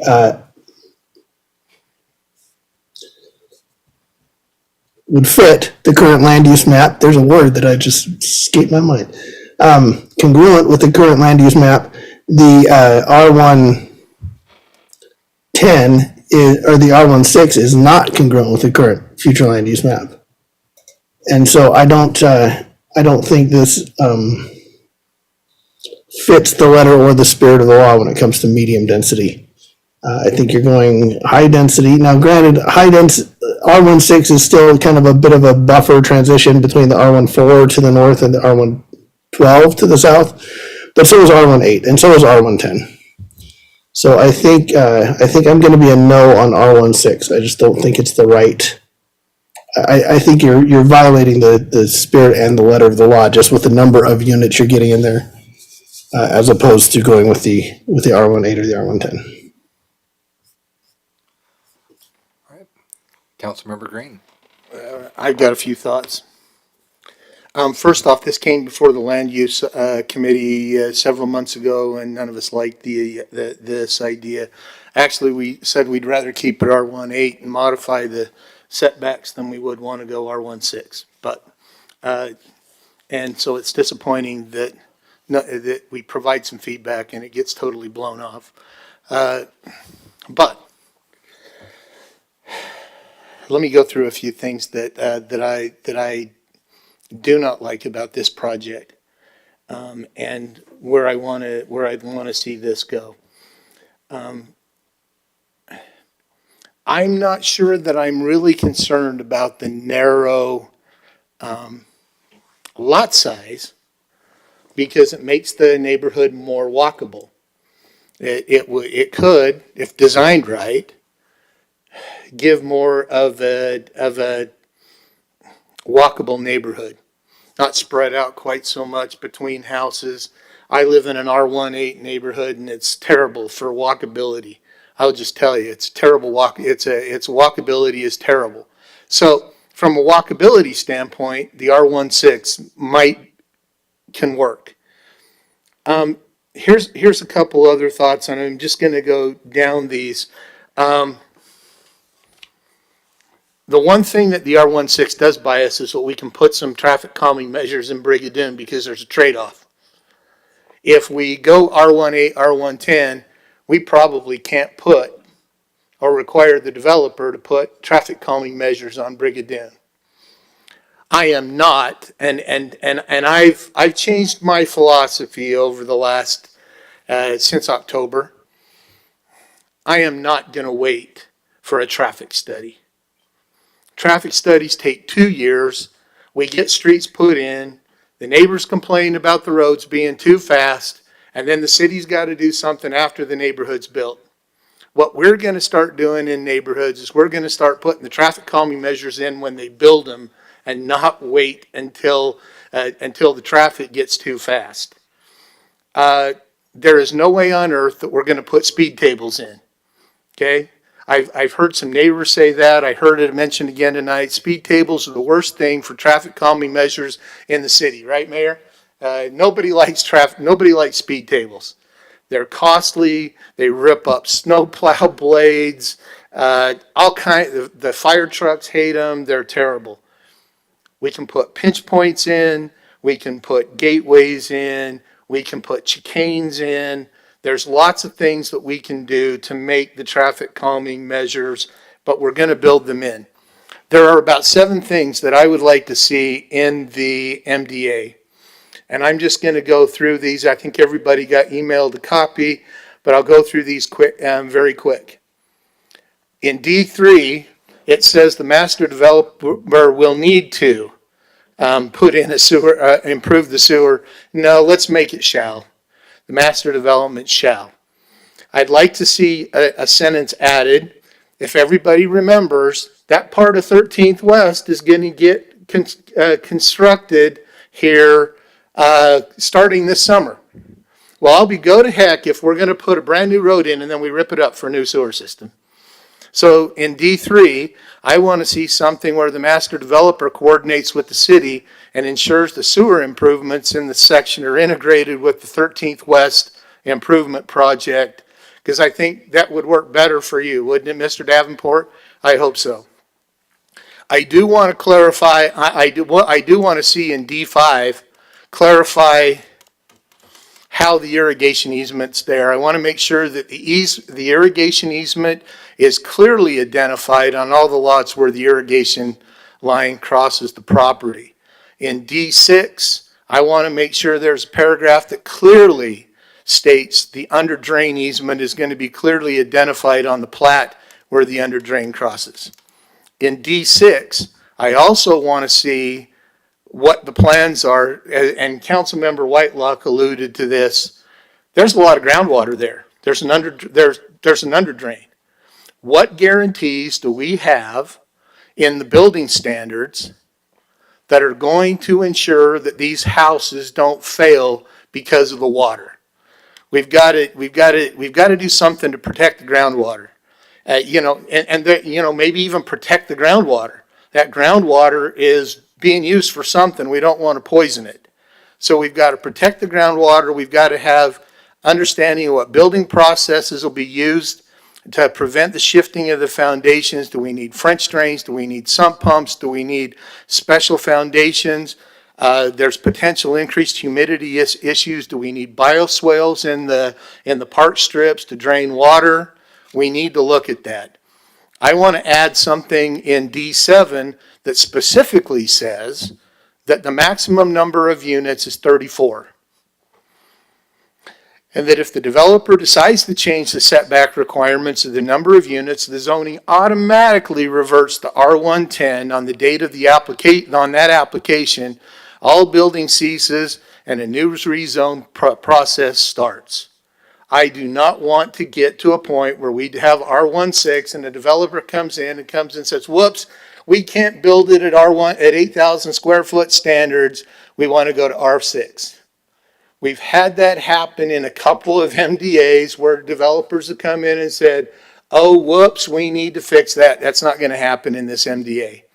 And then in 7, and also in D7, I want to make sure that we incorporate traffic calming measures into this development.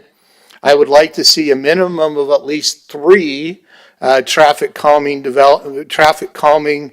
measures that the city engineer can help place appropriately, but I would like to see a gateway at 1300 West, a gateway or pinch point at McDuff Lane, and then something on Brigadoon. And then the maintenance of those traffic calming measures will be determined in the same manner as the detention pond. So however that gets maintained, the pinch points, the gateway can be, and then we'll have to figure out how to deal with the traffic calming measures on Brigadoon. But all too often what we do is we blow it off and we say, let's build the development. Well, I'll tell you, we saw this happen. And I'll give you a perfect example, Copper Rim. We build Copper Rim and we don't fix 7800 South in front of Copper Rim before we build the development, and then we have a mess. We've got to stop that. We've got to build in the impacts with the development from day one, understand that the traffic's gonna, even if it was, if it's R110, it's probably 10 houses less. If it's R18, it's 5 houses less. That's a few cars, but there's still going to be a substantial number of cars that are going to use. Now, I'm going to suggest that the people on Brigadoon are going to start using it to get out to 13th West because they want to go to Glover Nursery and not go all the way around. Yeah, you shake your head. You're going to drive straight to Glover Nursery as soon as that road's open.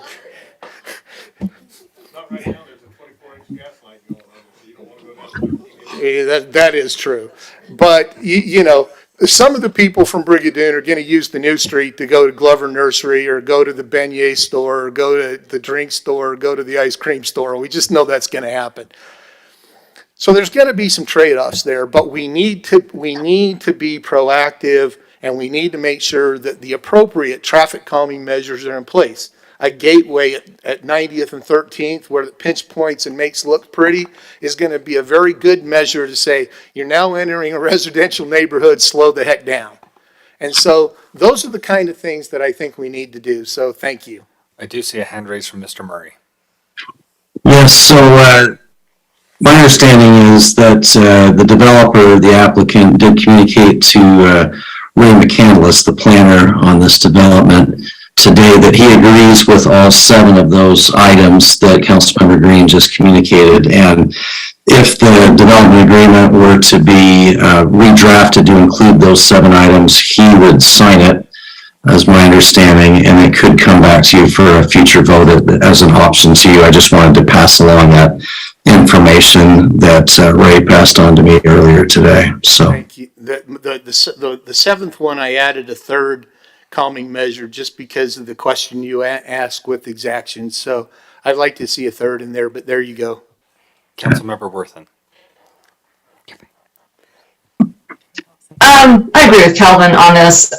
We had another neighborhood where Garbett Homes put some new homes in, and there was a verbal agreement with one of the homeowners that some speed tables were going to be put in. Unfortunately, it was not put in writing, and it didn't happen.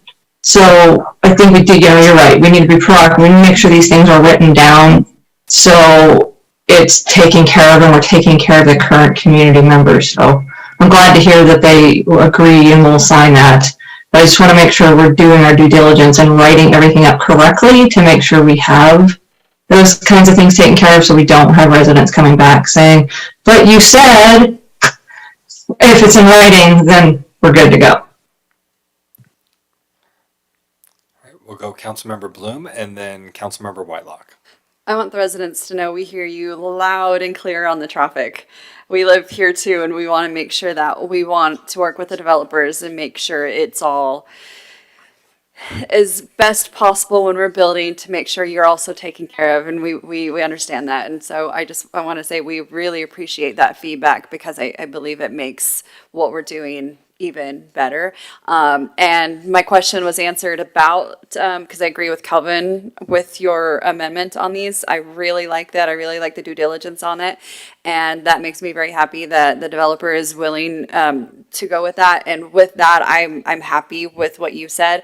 I do want to, I do agree with the Kayleen Whitelock about the artisan aspect of it. I want to see more information when it comes to that water. I think that could be actually a positive benefit in that neighborhood if we work with that. But other than that, I'm really happy with what Calvin proposed, and I really like to see that implemented. Council Member Green. Sorry, Calvin. Councilmember Whitelock. I just wanted to share that I agree with Councilmember Jacob. I'm very hesitant to go to an R16, and this isn't the first time the developers heard me say that. We did in our land use committee say we could probably go to an R18. I think Councilmember Jacob had some great points, and what we're trying to do, I appreciate Calvin's asks, and I think they're good ones, but it concerns me. And then I'll chime in. I agree. I like the mitigating efforts that Councilmember Green has brought in, although I'm more inclined to side with Councilmember Jacob on this one. I would prefer that if we said this is what the zoning is, let's stick with what it is rather than trying to, well, this zoning, but with these setbacks. And I think it might open up the door for a lot of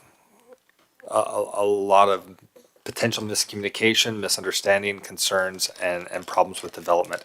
I'm still kind of on the fence on this one though, but I did not hear 4 voices in support of what was brought to the council tonight. So looking for some direction from the council, I'll go to Councilmember Green. I am going to make a motion, and there'll be, I can explain afterwards in the discussion. I am going to move to postpone this item to a point no later than our second meeting in April.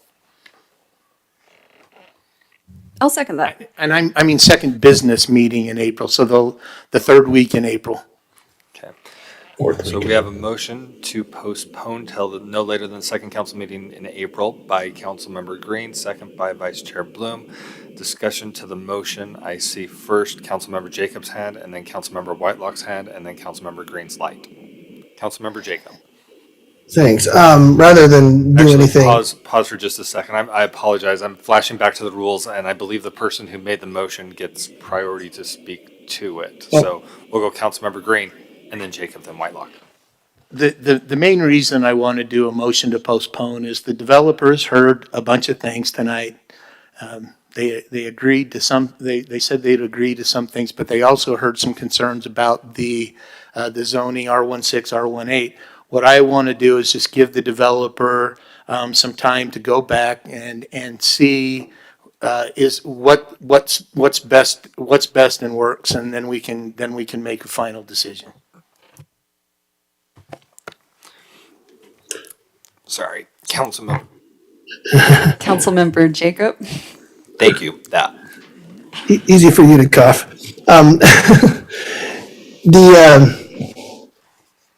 I'll be opposed to the motion, not because I want to give the developer more time, because, okay, fine. Point of personal But because- privilege, it's difficult to hear you in the room. Can you get a little closer to the microphone? Is it I can try. even that is better. Thank you. Hi. All right. I'll be opposed to the motion, not necessarily because I don't want to give the developer more time. If the developer needs more time, that's fine. But because it's not details with the development plan that I have a problem with here. I'm willing to let the city engineers figure out the water and figure out all, the nitty gritty of putting in these houses. What I'm concerned with is the zoning and the ordinance that we're trying to pass here. That's part of the trouble that I think we get into when we get into approving development agreements, is we get really, really into the weeds. And to me, the fundamental issue here is the lot size. It's the zoning. It's how many lots are we putting on this land? Well, we couldn't do what we want to do if we did R18. We couldn't do what was being proposed, so we go to R16, but say, but we'll make them 8,000 square feet. It's not.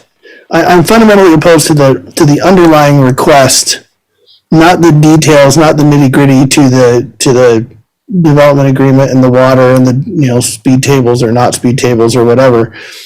We're putting more homes than medium density, which is on the future land use map, is called for. Now, if you want to apply for a future land use map amendment and call it high density, then we can call a spade and we can have that discussion. But that's not what's being proposed here, so I'll be a no tonight. Thanks. Thank you. Councilmember Whitelock, were you next? I was, Chair, but Kelvin answered. Okay. Councilmember Green. Just a couple of extra comments.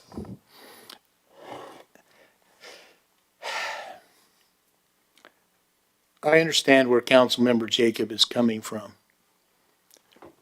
We're not making a future land use map change. R16 is still considered a medium density in our code. R16, R18, R110 are all medium density. There was talk one time that R110 should move to low density, but we've never done that. But I think in a lot of ways we've considered that. We have to. Here's an interesting thing. If the developer goes with a straight R18 or an R110, we can't require them to do a dang thing in the neighborhood. Can't make them put in speed mitigation. We can't make them deal with water issues. We can't do anything because they can build however they want as long as it meets the building code. Sometimes these details matter. Sometimes making sure that we have easements drawn on subdivision plats matters. Knowing that there's groundwater there and not knowing what the mitigation would be, and just, that scares me. So, and so I actually like in some ways, I like the idea that we can have an MDA because we can get in the weeds and we can ensure that the development is a quality development and not just, well, it's R110, we'll just go build R110 and throw it in there. So the fact is that there's probably still got to be some sort of MDA because there's a sewer issue and there's a street issue. So I'll just leave it at that. All right. I don't see any other comments from council. However, I do see Mr. Murray, our attorney, with his hand up. We do have a motion and a second, but Mr. Murray, please proceed. I just wanted to clarify that R18 under the future land use map is a medium density designation, but R16 is not. It is a high density. The planners have interpreted the designation that if it's an R16 with an 8,000 square foot minimum, that it is medium density. However, as the council, you're the final authority when it comes to a zone change, and if you choose to interpret that that really is high density designation and not medium, you have the right to do so. I just wanted to make that clear. I'm just to jump in. If it's R16, it's high density. Thank you. The motion, though, was to postpone. So the R16 versus R18 is something that could be taken offline. So I will move to ask Ms. Quick to conduct a vote. I'm gonna suggest on this one that, Ms. Quick, you do a roll call vote because you know that this is not going to be a unanimous voice vote. Yeah, well, and yeah, my intention in going to her was for the roll call.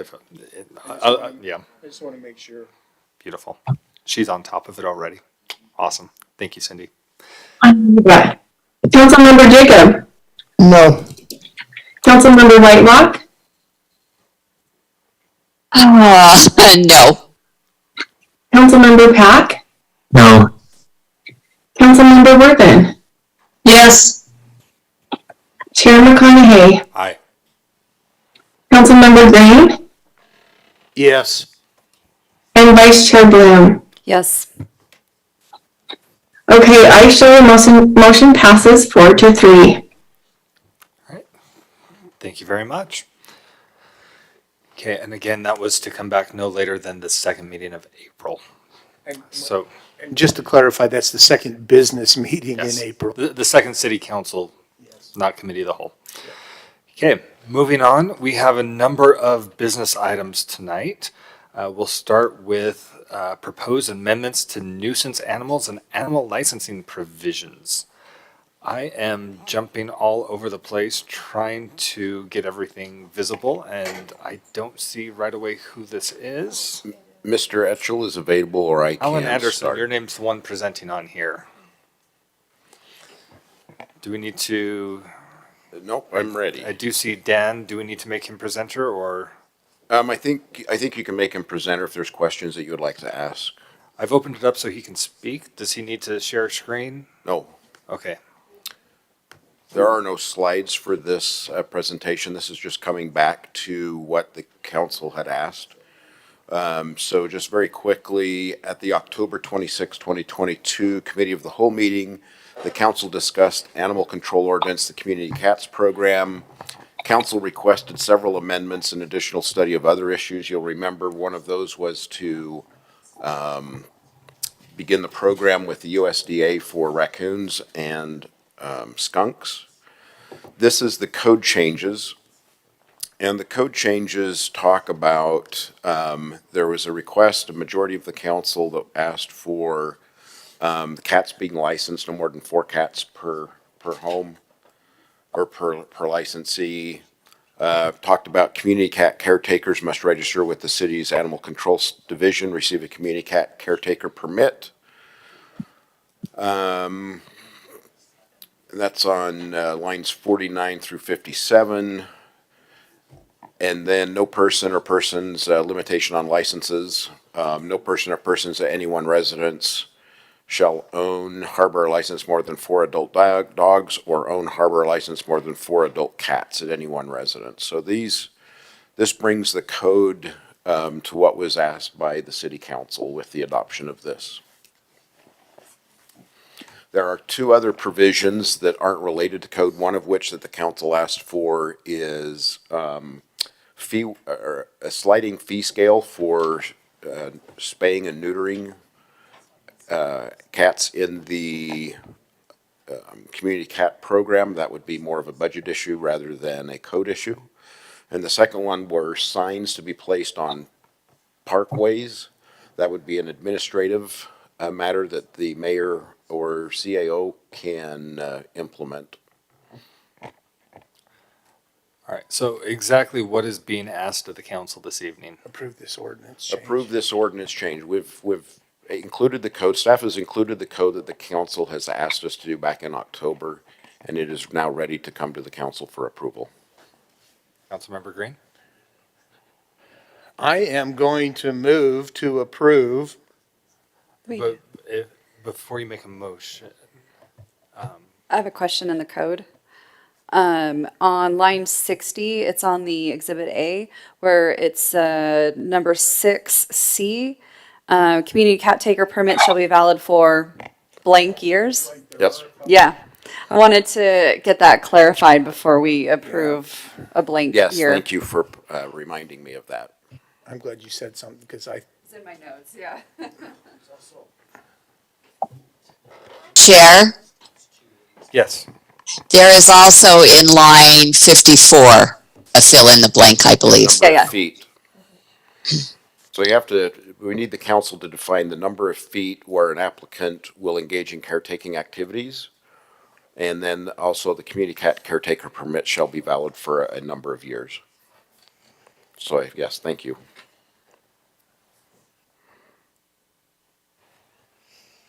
My initial gut feeling was 3 years on that, but I don't have any reason. It was just the first number that came to my head that seemed pretty reasonable. I would say 2 to 3 years. That way, we're in communication with them.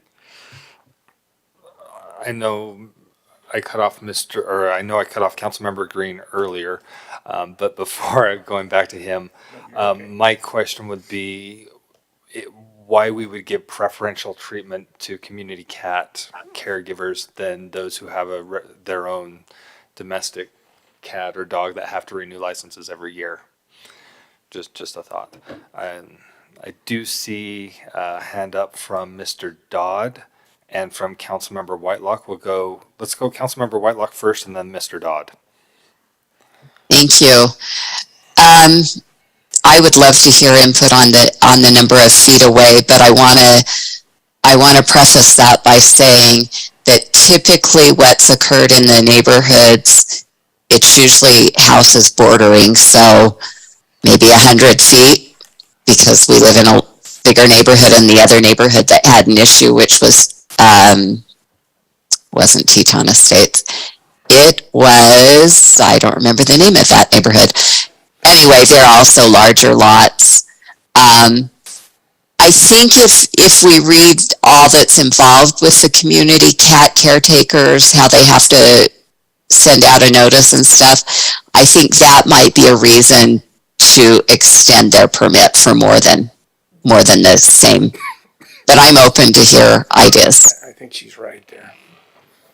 Councilmember Green. I'm gonna start. My apologies. We said we go to Mr. Dodd. Oh, you're right. So I didn't draft these proposed changes to the ordinance. This was done by Mr. Quayle prior to him, prior to his last day at work last month. But I did meet with him about these issues and talk to him about this because he knew that this was going to come up after he had already taken another job. And one of the things that he wanted to point out, the council had asked for, this new community cat caretaker provision to be looked at and to be created. That's because under the state law, the Utah Code, Section 11-46-304, that's where it creates this, this permit process where, the cities or whoever can create the permit process. And one of the things that Mr. Quayle told me is that he looked around for other jurisdictions that have created this and he couldn't find any. And so he said he kind of just had to, create what he thought was the intent. Because if you look at the actual statute, it says there's a permit process for community cat colonies. And that really didn't make too much sense because, the definition of a community cat is that they're not owned. And so a permit for a community cat colony didn't make too much sense. And he kind of came up with with this framework that we have here of creating a permit process for community cat caretakers. And so that's what he's created at the request of the council. One thing I do think should be pointed out, and he and I talked about this, is that, although it says, that they must register, there's also part of the state law that does prevent, basically, it's kind of a situation where if someone is still taking care of a community cat and feeding them, the state law does state that, community cats are exempt from licensing bans and from feeding bans. So it's going to be interesting how that could be enforced since they are exempt from feeding bans. I think it'll be interesting, how you enforce this permit process for community cat caretakers if community cats are exempt from feeding bans. But it is, I don't think it's very clear in the state code exactly what the intent was for their community cat permitting process.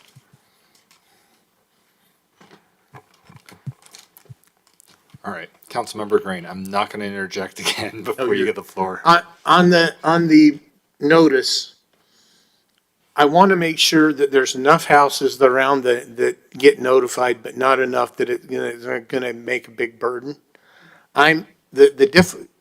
If you think about what we just had a long discussion over, in Jordan River Heights, lots are 60 feet wide, 150 feet will be two houses down.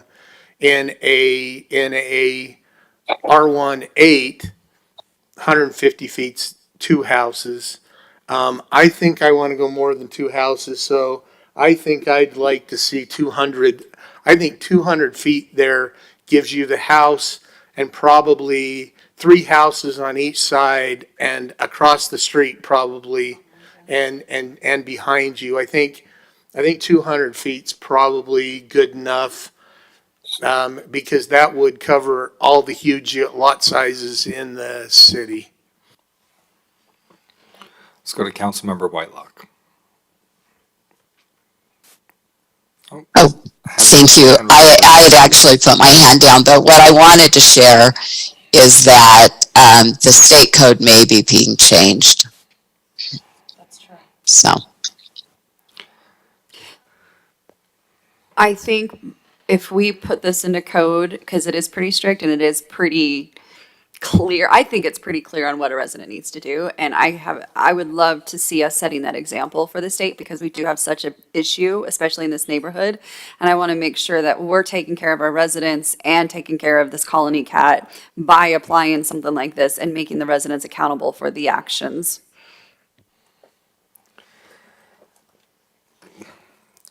Personally, while I don't like the idea of passing legislation we don't think that we can enforce, in this case where it's been brought up that state law is somewhat ambiguous and we could potentially give a template, and Ms. Barker has proven very capable and talented in pointing to West Jordan and highlighting what we're doing well for others to use as a template.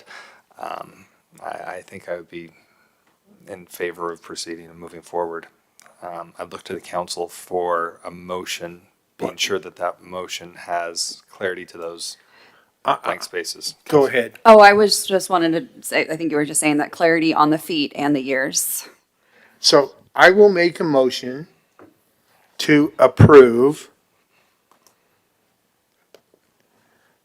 ordinance number 2306, inserting with adding 200 feet and valid for 3 years. I'll second that. Okay. And discussion to the motion, I'm seeing hands from, okay, there were hands that were online, now gone. Well, I was on there to second, but Okay. Councilmember Worth and I saw a hand up as well. Councilmember Jacob is the only one whose hand has remained up, so we'll go to Councilmember Jacob. Thank you. It's my virtual arm was getting tired. No, I'm just kidding. I'll vote in favor of this. However, cats are kind of funny that way, and I don't know that it's really going to have the effect that we want to have. But I'm willing to give it a try and see what happens, just for the mere fact that we can't say we didn't try. So if somebody can put up signs that the cats will understand, I think it's even better. Until that happens, I don't think, I'm skeptical, but I'll still vote in favor just to see what happens. Councilmember Blum. And I don't know if this is a question we can take offline, but how soon can we get some of our animal control officers out there to really work hard on trapping some of these cats? That would fall to the mayor's office, and that would need to be a discussion to have a little bit later. That's what I thought. I see a hand, further discussion to the motion from Councilmember Pack. Oh, thank you, Chair. Yes, I agree that measures being proactive are wonderful, so I'll vote in favor of this. I'm also trying to put myself in the mindset of perhaps what the most affected residents are thinking, and I would hope that we do even more than this. but definitely this is a good start. Thank you.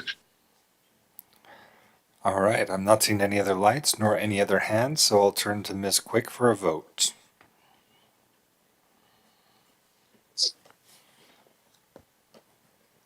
Thank you. Okay, let's start with Councilmember Green, Yes. Councilmember Worthen, Yes. Vice Chair Bloom, Yes. Councilmember Jacob, Yes. Councilmember Whitelock, yes. Chairman Carnegie, Aye. and Councilmember Pack. Yes. Thank you. That motion passes unanimously, 7-0. All right, thank you. We'll move on to our next item, which is ordinance 23-02, which is criteria for entities to obtain monetary and non-monetary assistance from the city. Mr. Anderson, this one's got your name as well. Thank you, Council. During the Committee of the Whole meeting back on January 18th, the Council discussed amendments to the West Jordan City Code Sections 262 and 263 as it relates to criteria for entities obtaining monetary and non-monetary assistance. This is partially related to entities that the city provides funds to at your direction as it's been budgeted. The old code had some provisions in there that were really not attainable or not able to do due to human resource capital, and some of the demands were quite high. The substitute language that was provided by Councilmember Green at that meeting was provided for the text amendments and included those additional adjustments. It ensures the Finance Department has the discretion to audit the entity's books or have an outside auditor perform the audit. The old code, it was mandatory, but we didn't have the manpower to do that. Also provide a city contact for entities when further direction is needed regarding reporting requirements. So those have been included. If you should adopt this evening, then the administration is I'm told the administration is prepared to bring the Cultural Arts Society contract that also has been modified with input from the council at a meeting in March.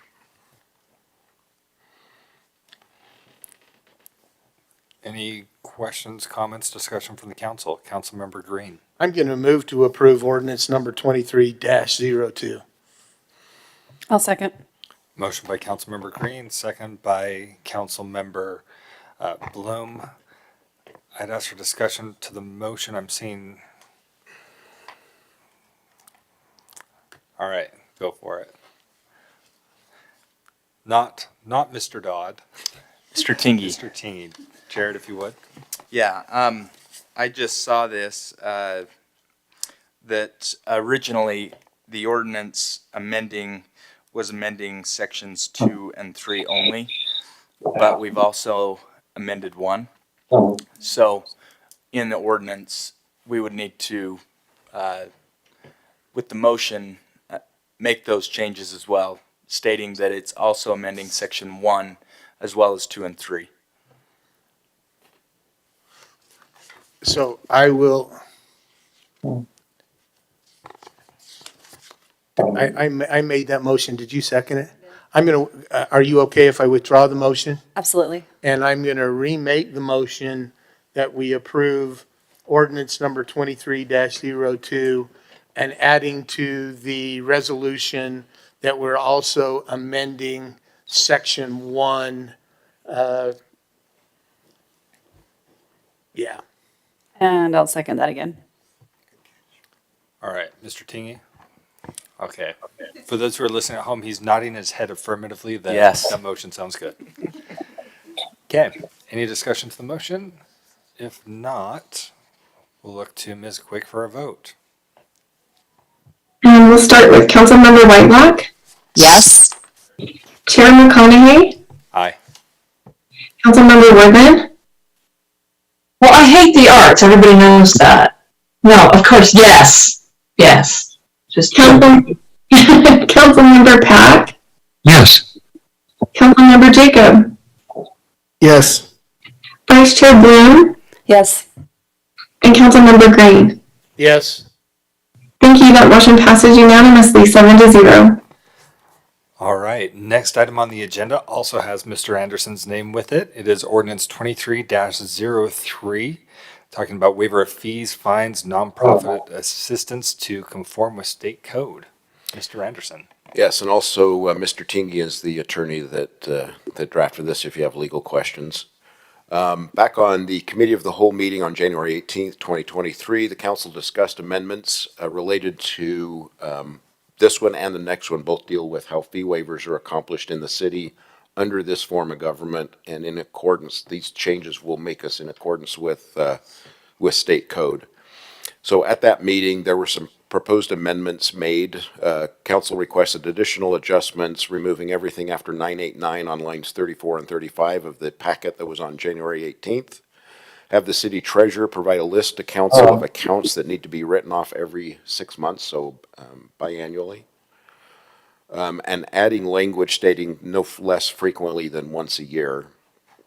And the proposed language in ordinance 2303 includes all the council requests from that January 18th meeting. This is one of two to do the fee waivers that you've requested. I'm going to move to approve ordinance number 23-03. Second.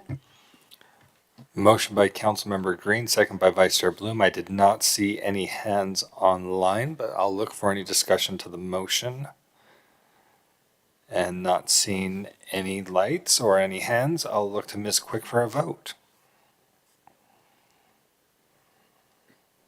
Okay, thank you. Let's start with Councilmember Worthman, Yes.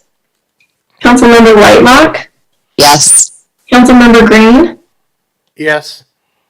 Chair McConaughey, Aye. Councilmember Pack, Yes. Councilmember Jacob, Yes. and Vice Chair Bloom. Yes. Thank you. That motion passes unanimously, 7-0.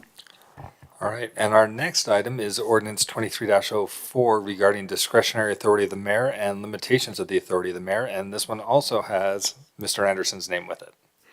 Yes, so again, this is part 2 of the fee waiver procedure that the council has asked. At the Committee of the Whole meeting on January 18th, the council discussed proposed amendments to City Code Section 175 and 176 to come more into conformity with Utah State Code 103B202, which explicitly permits the mayor to remit fines and forfeitures. Regarding the amendments spoken of by the council at that meeting, the council requested additional adjustments as follows. Simplify the wording in Section 7-5 to focus more on what the mayor can do rather than what he cannot do. For better clarity, include references to Utah State Code and remove unnecessary language, and combine sections to shorten the code whenever applicable. Again, Mr. Tingy is the attorney that worked on this for the council and is here to answer any questions you may have. The proposed language in 2304 incorporates those council requests. And this would be the second part for the fee waiver code, and then we can begin, the council can begin administering the fee waivers in the city as they come in. I'm not seeing any hands raised online or lights indicating any questions, so I would look to see if there's a motion. I'm going to move to approve ordinance number 2304. I'll second. Motion by Councilmember Green, second by Vice Chair Bloom. Any discussion to the motion? Seeing none. Ms. Quick, can you walk us through another vote? You bet.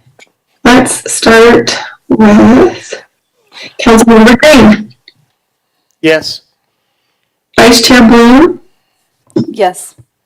Councilmember Jacob, Yes. Councilmember Worthen. Yes. Councilmember Pack. Yes. Ooh, Chair McConaughey. I am in favor of both the motion and second that yawn from Councilmember Worthen. And Councilmember Whitehead. Yes. Thank you. That motion passes unanimously, 7-0. It wasn't personal, you're not boring. It's just been a very long, heavy shoveling day. Understood. All right. We'll move on to our next item, which is 23-12, which is authorizing the mayor to execute an employment agreement with a severance clause not to exceed 6 months' salary and benefits. This does not have Mr. Anderson's name on it. Rather, it is coming from the mayor's office with Mr. Lee. Mr. Lee. Thank you, council. Earlier you voted today to provide your advice and consent for Josh to be the new city attorney. As we've been working with him as part of the employment agreement, we're asking for a 6-month severance provision to be approved and allowed by the city council. All right. Any discussion from the council or a motion? Councilmember Worthen, I see a hand. We'll start there. I'm just gonna restate what I did for the last time this question was asked. I just don't think that we should give more to someone else that's technically in the same bucket when you're talking about administration. The rest of our department heads have a 3-month severance, and I don't want to give the impression that the new guy should have something better. So I'm gonna say no. It's not personal. It's just I think that the new guys should get what the other department heads have. So that's where I'm at on it. Councilmember Pack. Thank you, Chair. As always, I want to respect other people's points of view while also mentioning that my viewpoint is that the rules of the game have changed since we've adjusted our form of government, and now instead of 4 votes to dismiss someone summarily, you just need 1 person, and that's the mayor.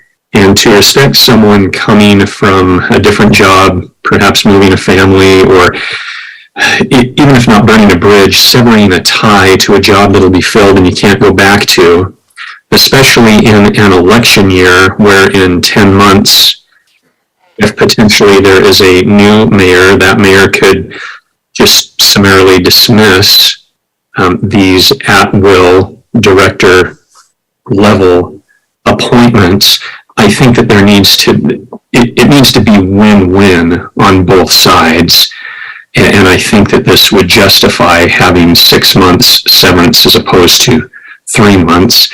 I've seen in organizations where when there is a heavy turnover, it takes a toll financially and also mentally, emotionally for others who are working in the department. Productivity diminishes and it actually costs more money. It's better to retain a good employee than to obtain a different one a lot of times. Same thing with renters. Or so I'll be voting in favor of this to make it a win-win circumstance since the rules of the game have changed since a lot of the 3-month contracts were made. Thank you. Councilmember Whitelock. Well, I agree with some of what Councilmember Pack said and disagree strongly with others. Yes, it can be a problem, but we live in Utah. It's a right to work state, and a CEO, a boss, can change in any organization, and everyone can lose their jobs. That is how the real world works. And the reason that I'm against it, because it seems like it's something extra special in government.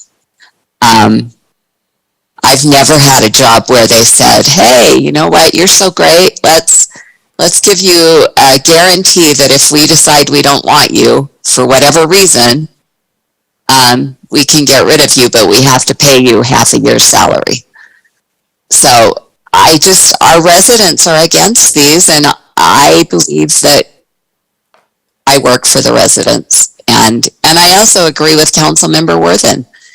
If we're not giving it to all, why are we handpicking who we give it to? And I don't believe all of them were given during the old form of government. I think some of the lower ones were done during the new form as well. So I like the guy. I think it will be a great thing, but I'm just fundamentally opposed to these packages. All right, I'm not seeing any other lights or hands. I'll weigh in before we go to a motion. I want to underscore what Councilmember Whitelock shared. This is nothing personal. All of the conversation about this has been directed very much on the severance. We're all thrilled to have you here as our city attorney. But there are elements that we'll occasionally disagree on. Again, not personal, thrilled to have you here. And with that, I'd look to the council for a motion. I'll move to approve resolution number 23-012. I'll second. Motion by Councilmember Green, second by Vice Chair Bloom. I don't see any lights for discussion to the motion, so let's go to Ms. Quick for a vote. Thank you.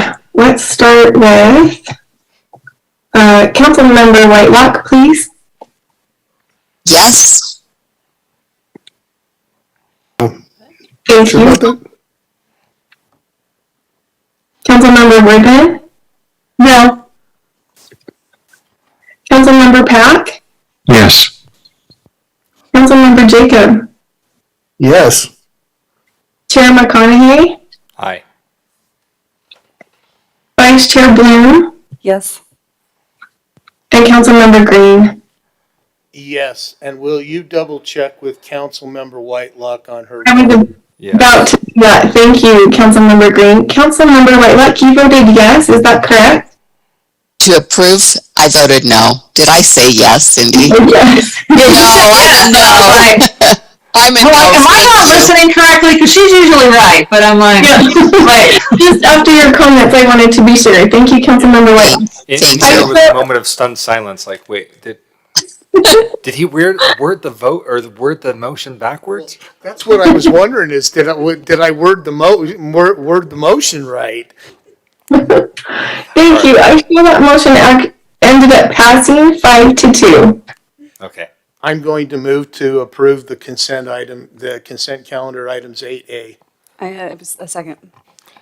Motion by Councilmember Green, second by Vice Chair Bloom to approve all consent items. All in favor? Aye. Aye. Any opposed? All right. Move on to council meeting wrap up. We've got 2 items. Let me do administrative items first real quick.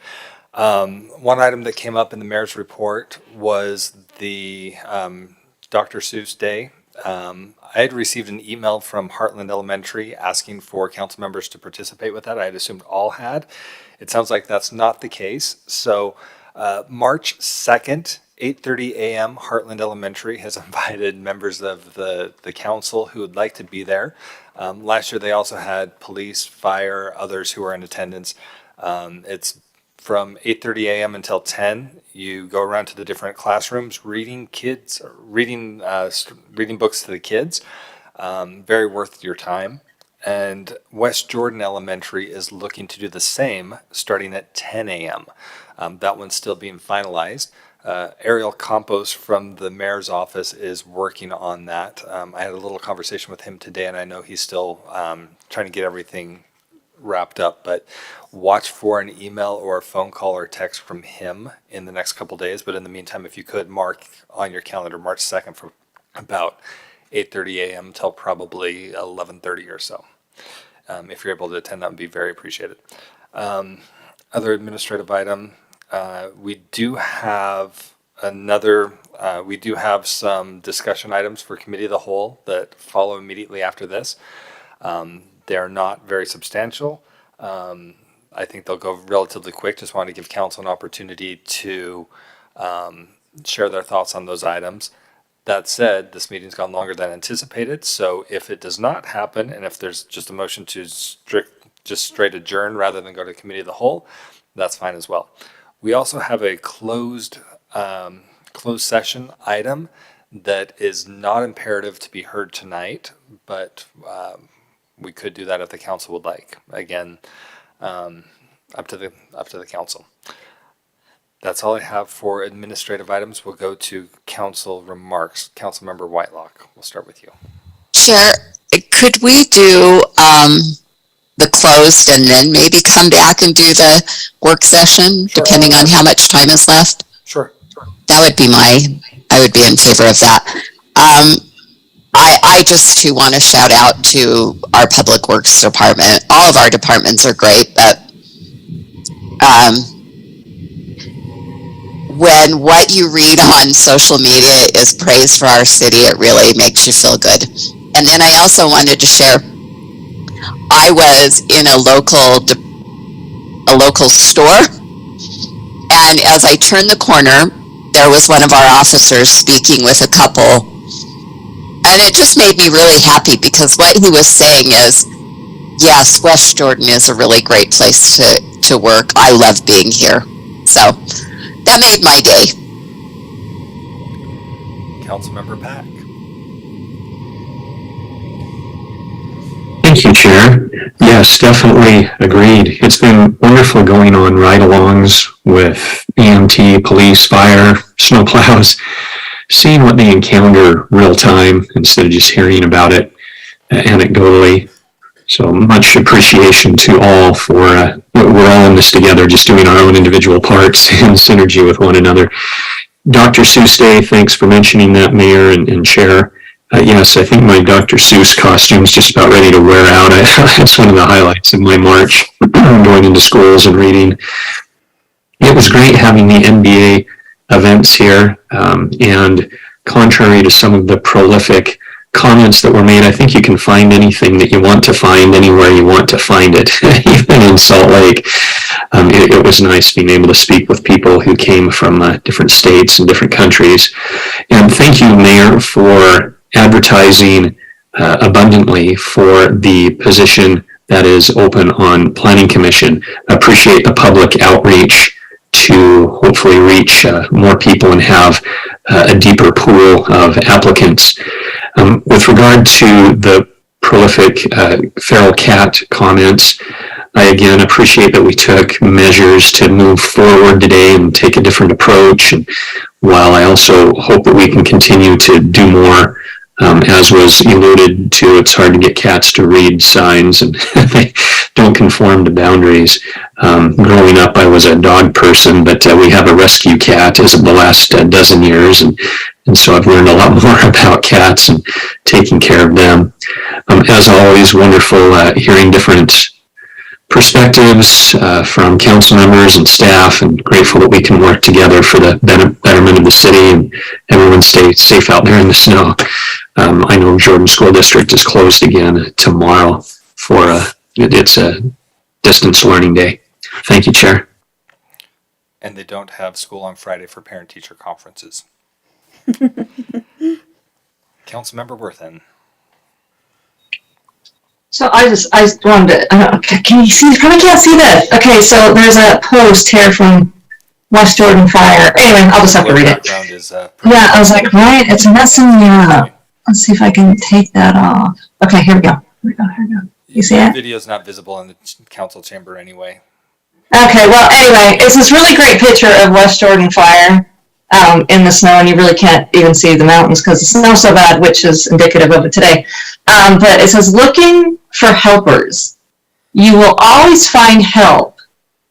Yeah, you will always find people who are helping. Fred Rogers. And then it just says, stay safe out there, West Jordan. Call us if you need us. Like, what a great Facebook post from our firemen. And I'm sure the police have something similar. I just came across that earlier today, and I wanted to share that because that's nice that they're doing that. They're just putting themselves out there tell people, call us if you need us, even though people do that anyway. But I thought it was a really nice picture, especially on today when Lots of snow to shovel.